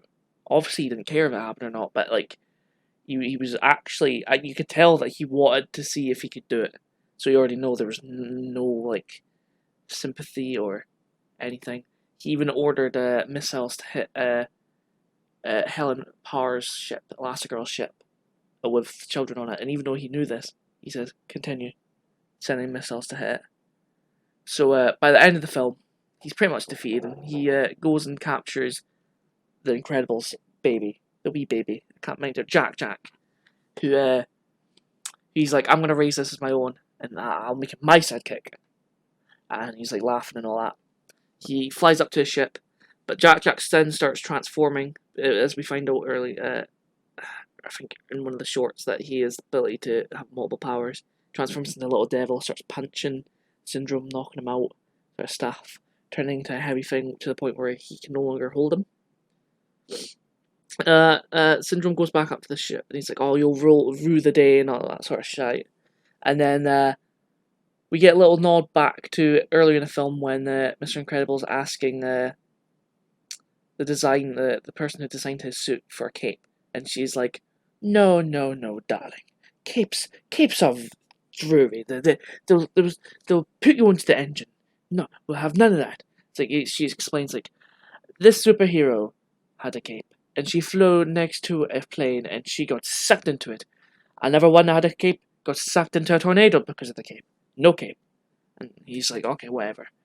Then the nod back happens with Syndrome because he has a cape, and when he's next to his jet, he gets sucked in, and his jet boots no longer work, and he dies a horrible death going through that jet fucking turbine. And I think, damn, bro, your cape killed you. Well, also a baby partly killed you, because I'm pretty sure the baby, Jack's partly responsible for his boots not working as well. But yeah, Syndrome was a really, really interesting villain, but he definitely got good comeuppance. Especially for the fact that you understand why it happens and the comeuppance makes sense. But yeah, that's my third example.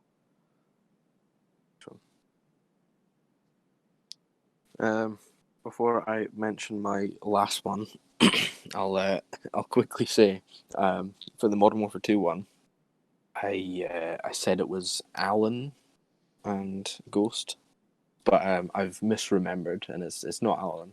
It's Roach actually that dies in that scene. Fucking Roach. Of course, don't. How I could forget Roach?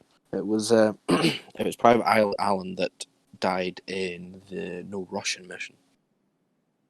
That's who he is. But so my last one is from a beloved show mentioned previously on this podcast, from Supernatural, and it's an early one, being Yellow Eyes, and so the whole season 1 is when this takes place, and I think very soon actually, the season 15 actually finishes, and that's the literal finale. So good lord. But this is season 1. The whole thing takes place during that, and it sets up this like the story that Yellow Eyes, who's this mad demon, he is the one who's responsible for the mother's death, Mary Winchester. Mm-hmm. He's the one responsible for that. He was the one responsible for just like all of this stuff happening. And in the season, he goes. What was it? Is the father, played by Jeffrey Dean Morgan. He was hunting Yellow Eyes this whole time. Like he's been trying to hunt Yellow Eyes and fucking kill him for what he's done. And then Sam and Dean end up trying to get involved. To which point it gets to a point where how have I forgotten the father's name? John. Fuck's sake, I always forget the name for some reason. Most common name. I know. I think that's probably why it's not yeah. Anyway, it gets to a point where Dean is about to die, and John sacrifices himself and sort of swaps lives with him. And that's actually the end of season 1. It's season 2 where Yellow Eyes finally gets his just desserts. But yeah, they were just tracking him for so long, just trying to get him, and then doing all this and that. In the meantime, just because he ended up killing or getting John killed, and he ended up getting the mother killed as well, that it built up to this point, and in the show they get this weapon, the cult, which is said to be able to kill everything apart from like 5 or 6 beings. So they end up using that against Yellow Eyes, and it's such a satisfying kill as well. It gets to the very point where I think what is it? They were just about to open like this gateway from hell, I'm pretty sure, to let out like tons of demons, this demon army. But it gets to that like scene at the gate bit, and I think John appears like as a ghost and like holds back Yellow Eyes just long enough for Dean to aim the Colt and shoot Yellow Eyes. And just the actual like scene of the bullet moving like slowly towards Yellow Eyes and then going right through his head. It was just desserts, definitely, and it's that's a good one. It is a good one. I very much enjoyed that. Yeah. So I think that's my last one. The last one on my list. Alright. Well, my last one is probably the only one that doesn't result in the death of the character. Really? Yes. Doesn't really get mentioned or seen that much afterwards, but still fucking weird. Is Miss Umbridge from the Harry Potter series. She's introduced in the 5th film, Order of the Phoenix, and basically she's this older woman, maybe like late 40s, mid 40s maybe, person who's from the Ministry of Magic, who's come to teach the dark arts class, I think. So basically like defense of the dark arts and all that sort of stuff. So like spells and that. And she's this nice posh woman. Not nice, but she looks nice. But after you get to know her, her smile is just ugh. She wears all pink, like sort of like a a wee hat and a dress, it's pink, and she's got this attitude of like, be prim and proper. We find out fairly quickly that she has no intention of actually teaching the class any dark arts defences, and is constantly belittling Harry Potter in the class, as far as to causing him physical pain. Where an instance where he constantly claims, "I did see Lord Voldemort. He did kill Cedric. Blah blah blah from the previous film. It happened." Where she's like, "It is no such thing. He is not coming back," sort of stuff, and says, "I want you to meet me in my office after class." And we get to see there, as long as you apologise to me, Harry Potter, or do this thing, which is write down blah blah blah blah blah blah blah. I can't remember the exact words, but it's like, write down, "I will not mention Voldemort. I will not mention Voldemort." And as he's writing it, he starts feeling pain, and as he's doing it, what's happening is it's magically being transcribed onto his hand as a scratch mark. So he's cutting into his own hand, "I must not speak of Voldemort," multiple times. So he's essentially torturing himself through a method of like discipline. He's like cutting himself. He doesn't want to, but he's not going to like verbally apologize, sort of shit. The music that always plays with her is like, it's like annoying perpetive music. You just generally think she's a bitch. Her office is decorated with these cat things, so like she's got the presence of like, I like being this woman. I like being prim and proper, but like I'm an absolute cunt. Like, you just like fucking fuck off. It's like one of those like really bad teachers you had in school, but like 10 times worse.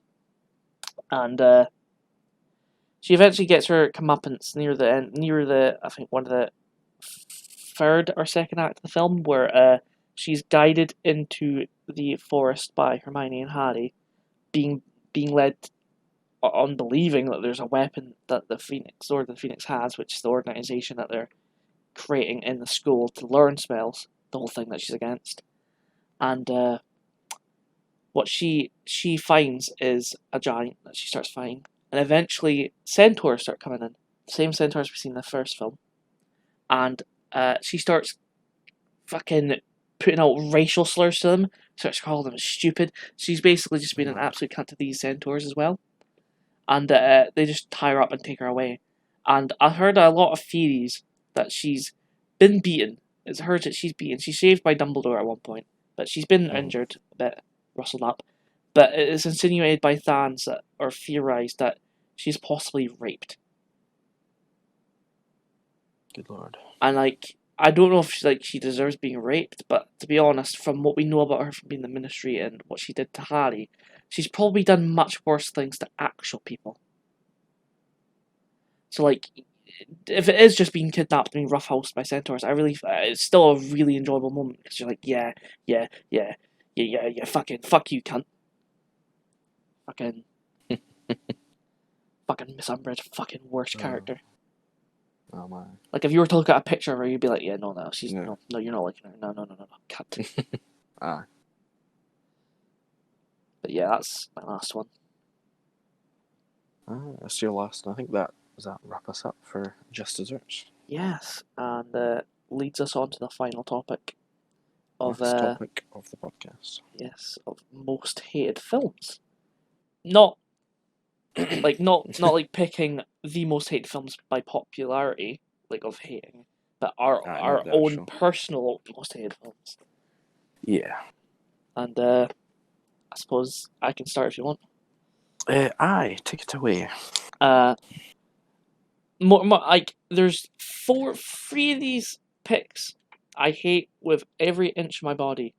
I don't know which one I hate more, but until I realised when I got down the reasoning to it, I think the Darren Shan movie, the one called The Vampire's Assistant, is the worst movie I've ever watched for so many reasons. I'm fucking fuming just thinking about it. Like, I could explain the whole books to it, but I will put it in very simple terms.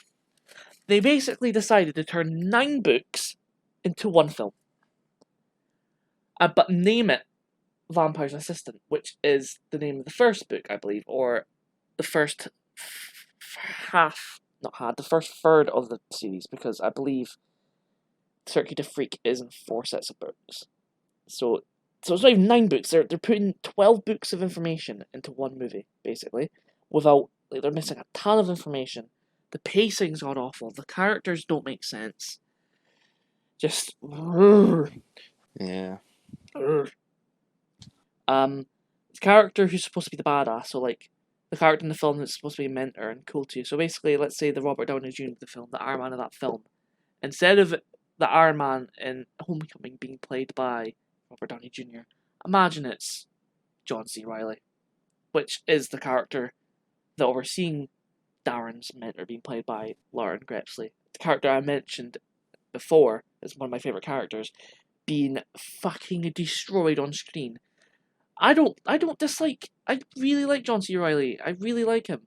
But he's the absolute worst pick for Lorton I've, like, speaking about it, like, makes me so fucking angry. The film's a fucking nightmare. Not in a, I hate it. I really do. Yeah. Like, they make these shitty jokes throughout the movie. The special effects are shit. They convey some points that make sense in the book, but because of the actors and the scenes being played out, it's shit. It's just it's more comedic than it's supposed to be. There's some really weird romance scenes going on in the movie that shouldn't be there. There's characters that aren't in the book that are in it. Like, what's the point of making this adapt? Like, yet again, it's something that could have been a TV show, and it would have been a really good TV show. I would have liked movies of it, but I think TV show would be better, especially for 12 fucking books. Like, it's bad enough making a whole one book into one movie, or making 3 books into one movie, but these are fucking 12. There's fucking 12 of them. I'm so angry. You're quite passionate about hating this. I fucking am. It's the worst movie I've ever seen in my life. I'd rather watch. Oh, I don't know what I'd rather watch. I'd rather watch paint dry.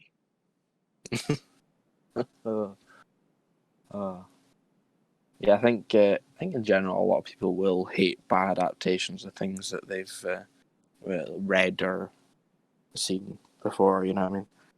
I mean, for starters, the novels are horror thrillers, and they turn them into a comedy with bits of Halloween themes in it. So I'm just like, you've already fucking misunderstood the fucking. Oh. Let's move on to your top. Yeah, I don't think you're mentioning it, but Transformers. Yeah. That's one that for those that have seen the cartoons and even the 1986 movie that you adore, just seeing all the prior stuff and then seeing the Michael Bay trilogy and the fourth, which is genuinely trash. Yes. It's yeah. People don't like that at all. That's just bad adaptation. They're But quite popular to like the common audience because it's just fucking mindless action, which is cool to look at. But like, if you want an actual story, you're not getting it. yeah, especially in comparison. Yeah. But now, when it comes to this topic, right, most hated films, I don't think there is any films that I have that I genuinely hate. I don't think there's any that I actually hate. But there's my list is like made up of just ones that either I've not rated that muchly, or I never finished it because I didn't enjoy it, stuff like that. But I don't think I've actually hated a film. So anyway, the first one I'll mention is, I think it's one that's loved. It's an Adam Sandler film. Don't Mess with the Zohan. And yeah, I've watched this one fully, and there's some good scenes in it. There's some funny scenes in it.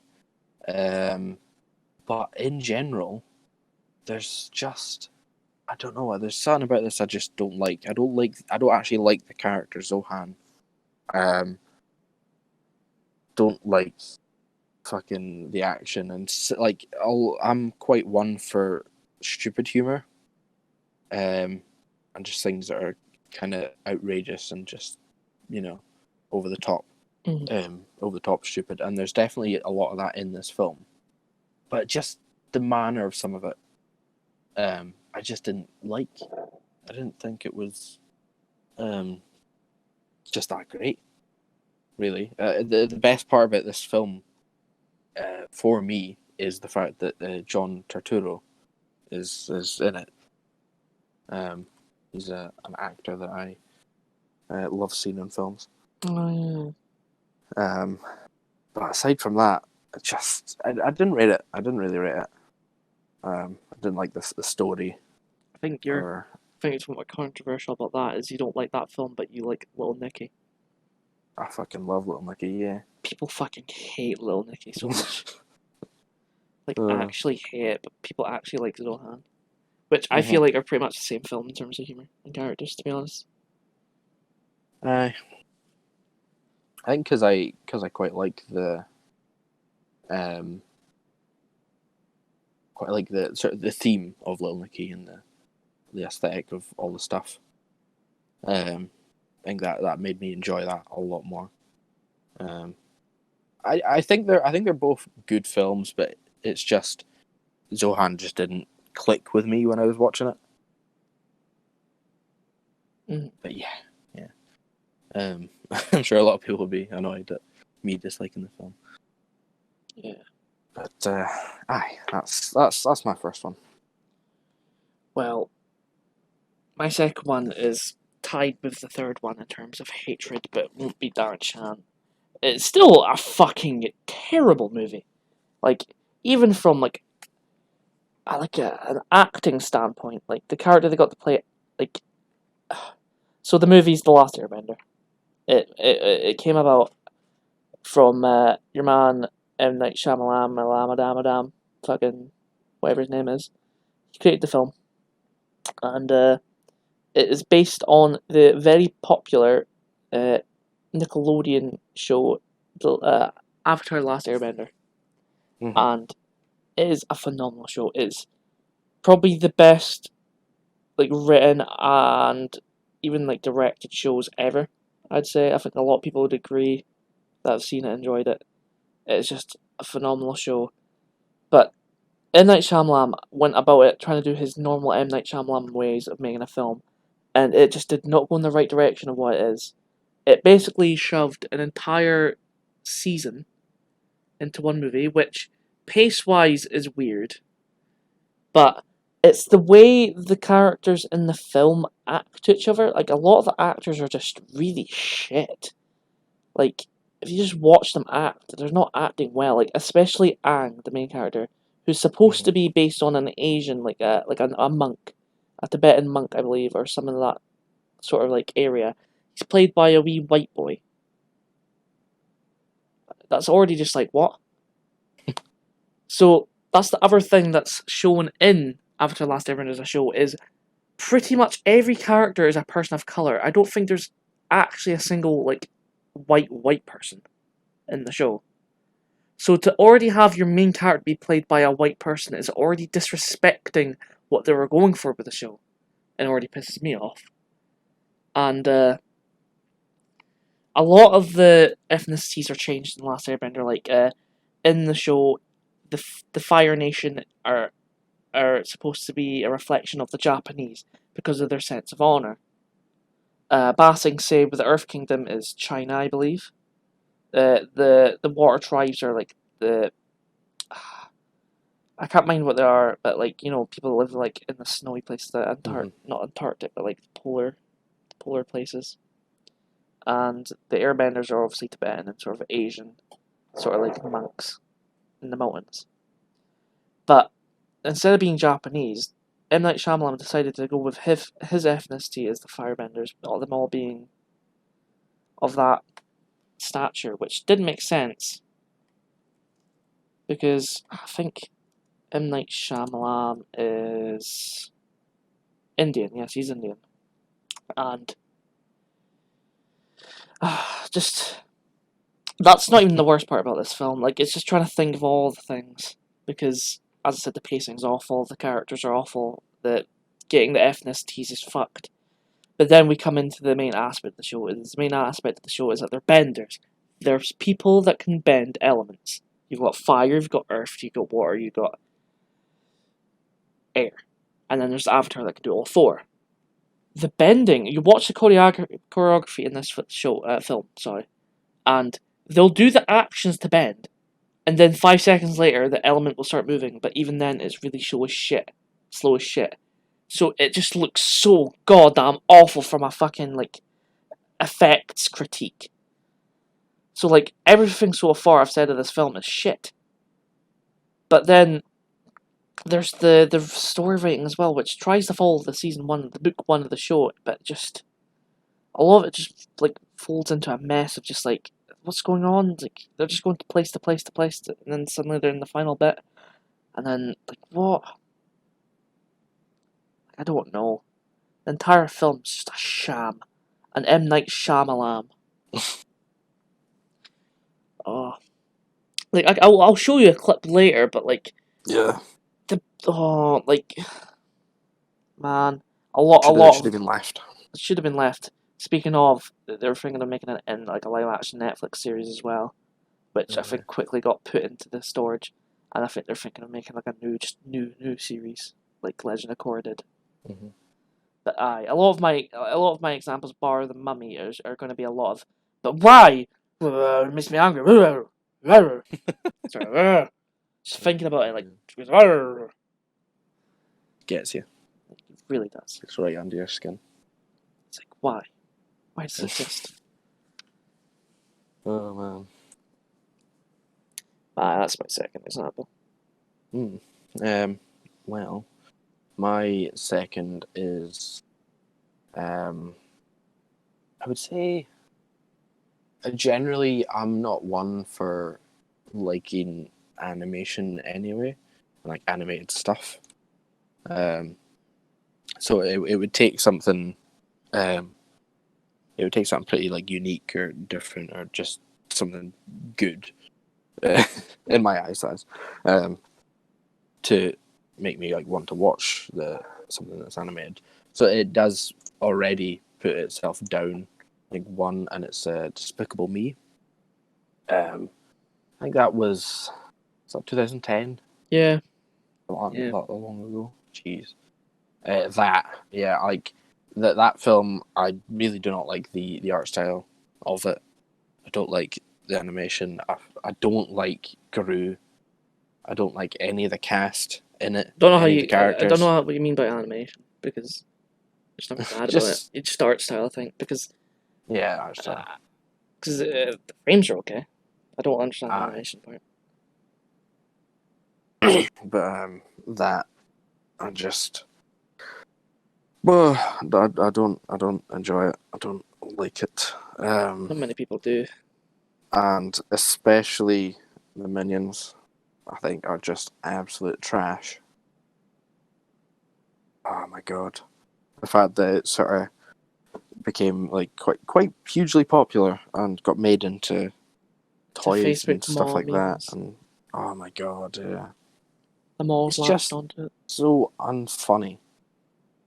I can't fathom how it's funny, unless it's, like, obviously it's more designed as a child's film.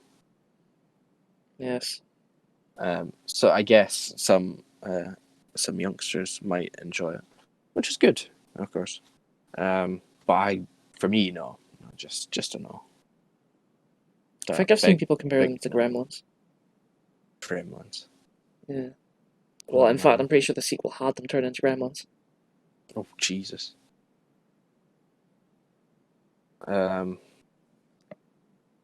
That's one. There's, how many sequels is there? I think there's the original, then 2, and then 3, and then I think there was the spin-off, the Minions movie, which I've sadly watched all just to see if there was anything, like, visually cool about the films, and there's not. I always give animated films a chance, sequel or not, just to see what it's like. visually, and they're all just fucking awful. Like Minions and Despicable Me 3 has some really good fucking animation at certain points, but it's not enough to make up it as a film. Like, and I think in the third one, there's a guy played by Trey Parker, and it's the whole thing's like he's a wee child star from the 80s. He's still acting like a child star from the 80s, and he has a lot of gimmicks to that. And there's a lot of scenes where he's got a Rubik's cube that he solves, and he throws it, and it looks cool, and like turns into a big fucking some sort of fucking thing, and it's all right. It's not the best looking thing, but the film is not good. None of the films are really good. The first one's probably the best written, if anything. There's a good moral in it. I like Gru's not person. I like Gru when he's doing his funny moments, but I don't like his design whatsoever. You don't like those anyway. No. Just the long legs. Yeah, just the body kids' shape. designs are alright, to be honest. They're not overly. They're not anything actually. They're pretty normal designs for the kids. I mean, when I'm talking about like the animation of like Despicable Me, obviously I don't like the art style and whatnot, but just the way, like, there'll be plenty of frames and it'll be well done, but the way that the characters move and everything like that there's something it doesn't sit right with me. The way they move, the way they no clue. They make facial expressions and just. Well, those are keyframes rather than animation, though. Yeah, I guess. Like that's like I literally liked a tweet yesterday. It's like when people say, "Oh, anime's so better than Western animation. Look at this," and they show a keyframe instead of the actual clip. Like that's not animation. Animation is moving fucking images.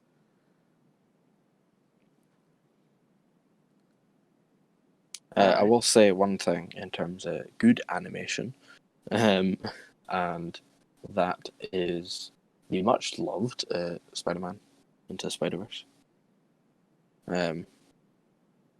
You liked a tweet. I think you retweeted the tweet of did. It going sort of in depth with the whole. It's how many frames? So Miles. The whole film is 64, is it? Yeah. No, whoa. No, 64? 32, no, sorry. no, like 32 to 20 something. Like 64 is literally illegal in animation. It's like, no. But yeah, like it's up there. So like the film at a lot of points is done in like 30 to like 27, maybe sometimes 20. But then you have like Miles, who at the start of the film, as he's got his powers, is at frames of 14. Just him. Just him. And I think maybe some more clumsy characters are 14, but like you see the other Spider-Man who are all at 24 to 28 frames. Mm-hmm. And you're like, well, why is this? And then the video, obviously, I retweeted, explains, well, Peter, when he's swinging alongside Miles, when he's got the wee computer component, the motherboard, he's at 24 frames because he's much more experienced and he's not clumsy, showing that he's smoother and knows more. Whereas Miles is clumsy and inexperienced, showing him having lower frames, which is why he looks so like slow and fucky. And it's why during the end of the film, when he's come to his like realization of who he is and what it means to be Spider-Man, to be himself, is why he's up at 24 frames like Peter is. So he changes frames. And it's really good. You made me think of animation again. It's like how they rigged Peter Porker's body, Spider-Ham, when they're all up on the wall. What they did to make him look like he's outstretched as well is they stretched his body all the way back to the other end of the fucking room, just to make his pose look alright. I think that's funny. Apparently, the sequel is going to be even more mad when it comes to animation. But I'm moving. But Despicable Me, it's pretty trash. It's maybe a fucking 5.5 at most. Trash. Being fucking generous. I know. Yeah. move on from that. Moving on is another rendition of Leave Animation Alone and Stop Making Live Action Remix. Is Dragonball Evolution. Ooh. Another fucking film I hated so much. I think that was 2008, 2009 time that came out. Let me have a wee look. 2009. So, pretty sure that's the same fucking year as Avatar: The Last Airbender. The Last Airbender film came out. But, Dragon Ball Evolution, another Americanization live action film. And it's just fucking trash. Genuine horse shit. Like, I've probably sent you the clip of Goku sliding across a car using his head. Basically, he gets into a wee street fight and he jumps over a punch and he lands on top of the car, but he slides over it just from the top of his head. And just why? But the things I have a problem with in the film is it loosely follows the plot. Goku is made a teenager, like a 16-year-old in this film. His hair is just a black mess. The actor's generally shit. He's got romantic feelings and has actual integral thoughts, which is completely against the character of Goku. He's supposed to be this small, innocent, mindless, probably even not even interested in any sexual thoughts. So they've already fucked up that part of the character. He's just supposed to be representing a mystical kid. He doesn't have his tail. Everything they fucked up. I don't know. Even though at the end of the film he semi-transforms into the being, despite not having a tail. This means nothing. But all I can say that you'd understand is the acting shit, the choreography is shit. They mess up all the fucking lore. I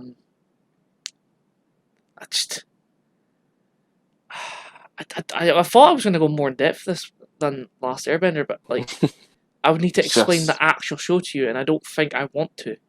No, because I know people who know Dragon Ball will understand what I mean, but all I can say is it's just a fuckery of a film. It's on the same level of fuckery The Last Airbender is. Yeah. I think Chi-Chi, one of the romantic relations that Goku has in the manga, they're all Asian. They're all based in Japan or China. Basically, that's what it is, based on Sun Wukong, a Chinese mythology. So in the movie, Goku is clearly a white boy, because that's how it happens with these, Japanese live action remakes, is every main character is white. But Chi-Chi is still Asian. So I'm like, what's the fucking point of that? And oh.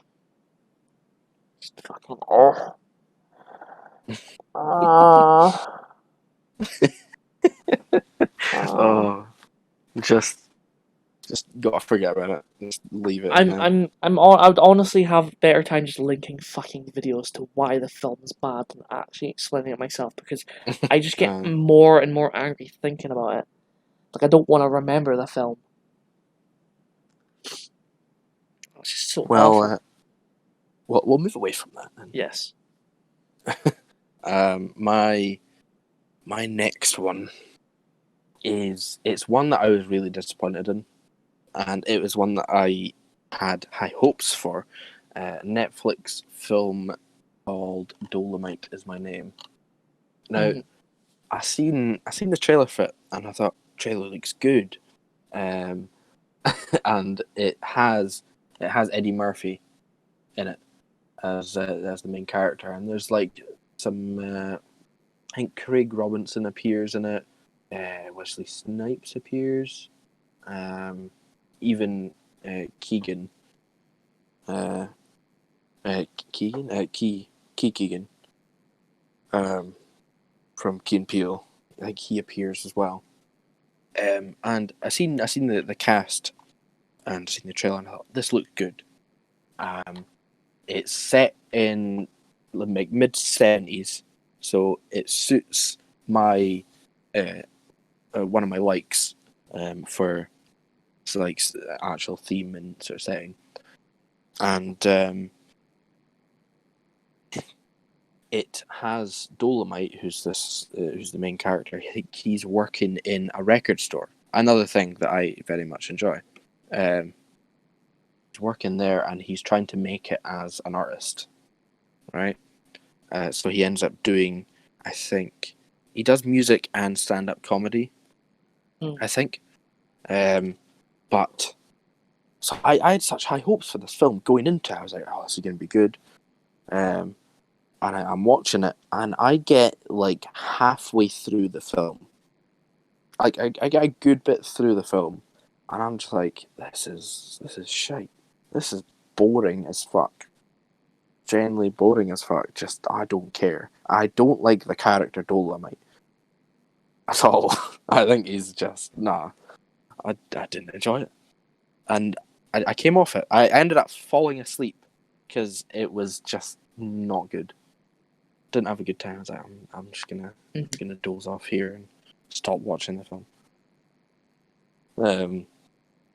I don't have any intentions of going back. I think it's a film that is got high praise. It's quite well liked. Maybe I didn't get far enough for it to become interesting, but I watched a good bit of it, and I just thought it was just utter wank. Ugh. But yeah, that's pretty much that. There's not really too much else to say about it. Mm-hmm.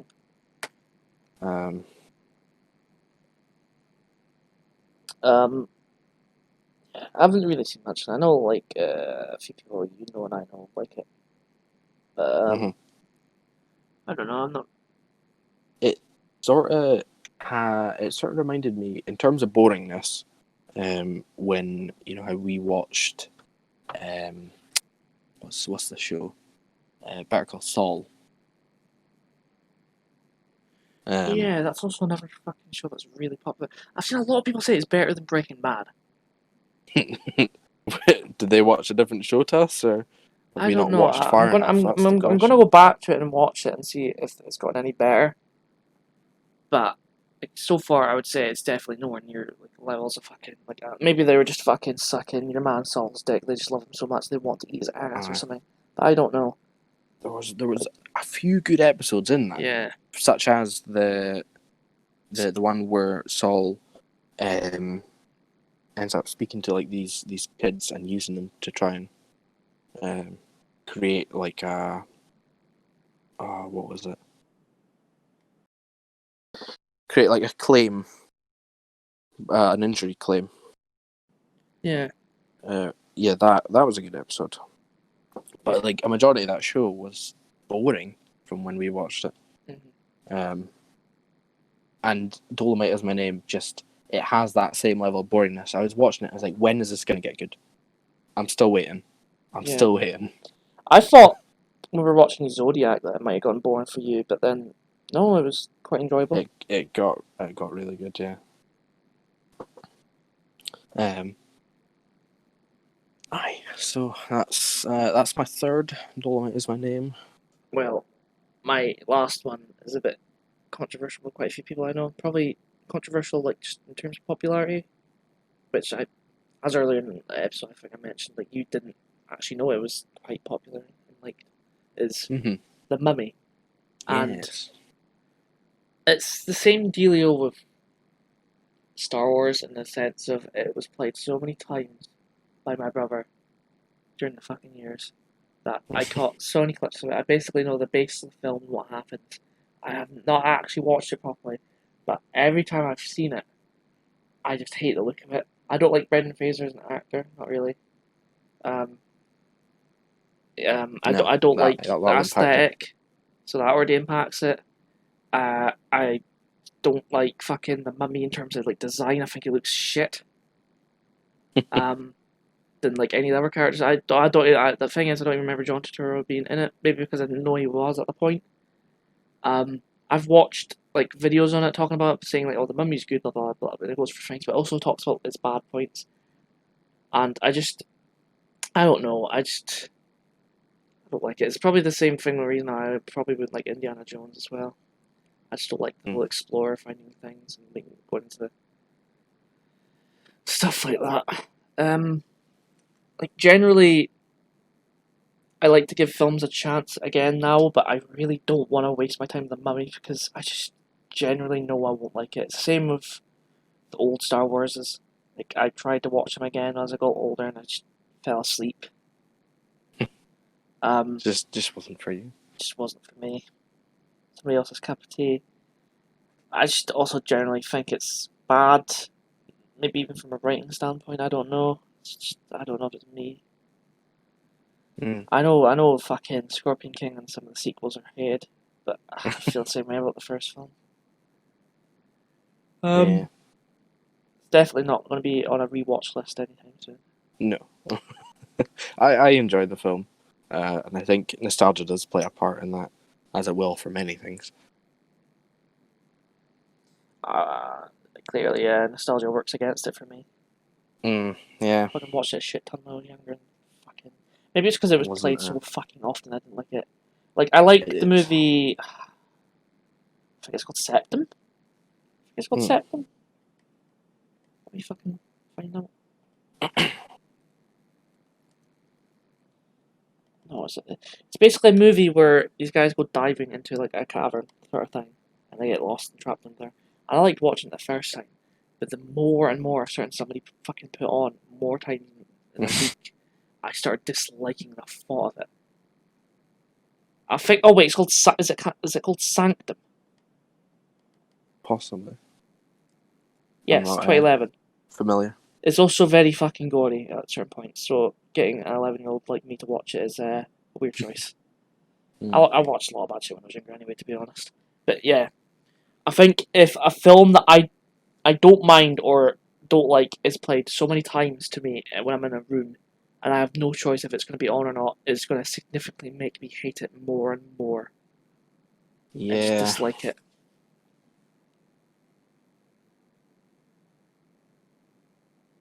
In a similar way, the like just the fact that if there's something that you slightly don't like because of a combination of reasons, and then it keeps popping up. You see it, you're constantly seeing it, or it's constantly being talked about online. Blah blah blah. You can't escape it. Then it just Like becomes Baby Yoda. more annoying. Oh my god. We both really disliked Baby Yoda, and I don't mind him now. I actually. Yeah. It's a good plot device. Baby Yoda be good. Not amazing, like, but he's good Not enough. amazing, but yeah. But from the meme standpoint. Oh my god. Yeah. But yeah, and that kind of ties into my last. Unless you have anything else you want to say about that. No, not much. Yeah. And so my last one, another animated film, Disney film. I'm pretty sure, Frozen. And I hate this. Pretty sure it is But the first I hate this. 3D I animated don't. Disney film. How is it? Yeah, because all other Disney franchise films that are 3D animated before then are Pixar allotted. So Pixar are part of Disney, but they're Pixar allotted, so like Monsters Inc. and Bugs Life. But Disney, post Princess and the Frog, decided, okay, we're on 3D, no more 2D anymore. And then Frozen happened. But I disliked it. Like part of why I disliked it is because it was so popular and it was fucking constantly talked about, and this song everyone was loving it and everyone loved Olaf and fucking it was this. spoken about as if it was like a groundbreaking film. Yeah. Maybe in terms of 3D animation, like the visuals for like the Let It Go song are actually really good, but it had no right getting as popular as it was. It was a mediocre film. And the whole idea of like, oh, she's an independent woman, blah blah blah. She's so powerful. Did you fucking watch Mulan? This is not the first time this has happened, and it's not even better than Mulan. Like, she didn't have like powers. She legit just fucking did it because her father was in danger of dying if she went to the war, so she did it herself. Watch Mulan instead. It's got better songs too. Oh my god, I think the films for me is quite doo doo. But what the parts that I hate the most is the music, the songs. Just the it annoys me, absolutely pissing me off. The only part of the song that I enjoy is a DJ Cummerbund who does like mashups, and I think he mashed up. Let me find it. Only good character in Frozen is Duke Weaselton, voiced by fucking your man's Alan Tudyk. I didn't like a lot of the characters, which is just it's just one of those things that's reoccurring in films that you dislike and stuff that you dislike. It's the cast, the characters don't work for you. Mm-hmm. Which just the theme, all that, it just all adds up. But yeah, DJ Cummerbund did "Don't Let It Go," which is a cross of that song, "Let It Go," and what is it?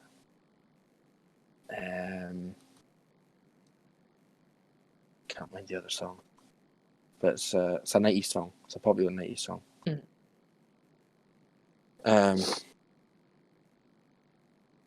Gwen. I think it's Gwen. It's a Gwen song. I No can't clue. Anyway, anyway, that was quite humorous. But aside from that, like, I just don't like Frozen. I don't get the hype. I don't none of it. It doesn't have any hype anymore. Like literally, Not anymore. Like, I think people who did like it before don't even like it now. It was just a weird sensation for 2013. It's like people for some reason were like, "Oh my god!" Yeah, Frozen 2, which I've seen people say is significantly better written, but I watched it and I stopped paying attention so many times because it was fucking dreadfully boring. Like, visuals are fucking amazing. Some of the best visuals like out there, but you can't just have visuals with no substance. Like, I can watch, like, if somebody were to give me a clip of like a really good visual from the film, I'd watch that clip and go, "That's really good." But if I were to sit down and watch the film and I'm taken aback from watching it because it's not interesting, the visuals mean nothing. Which is why with a lot of like shows I watch with animation that I do like, has these good animated moments mean even more because you know the impact behind them. Yeah.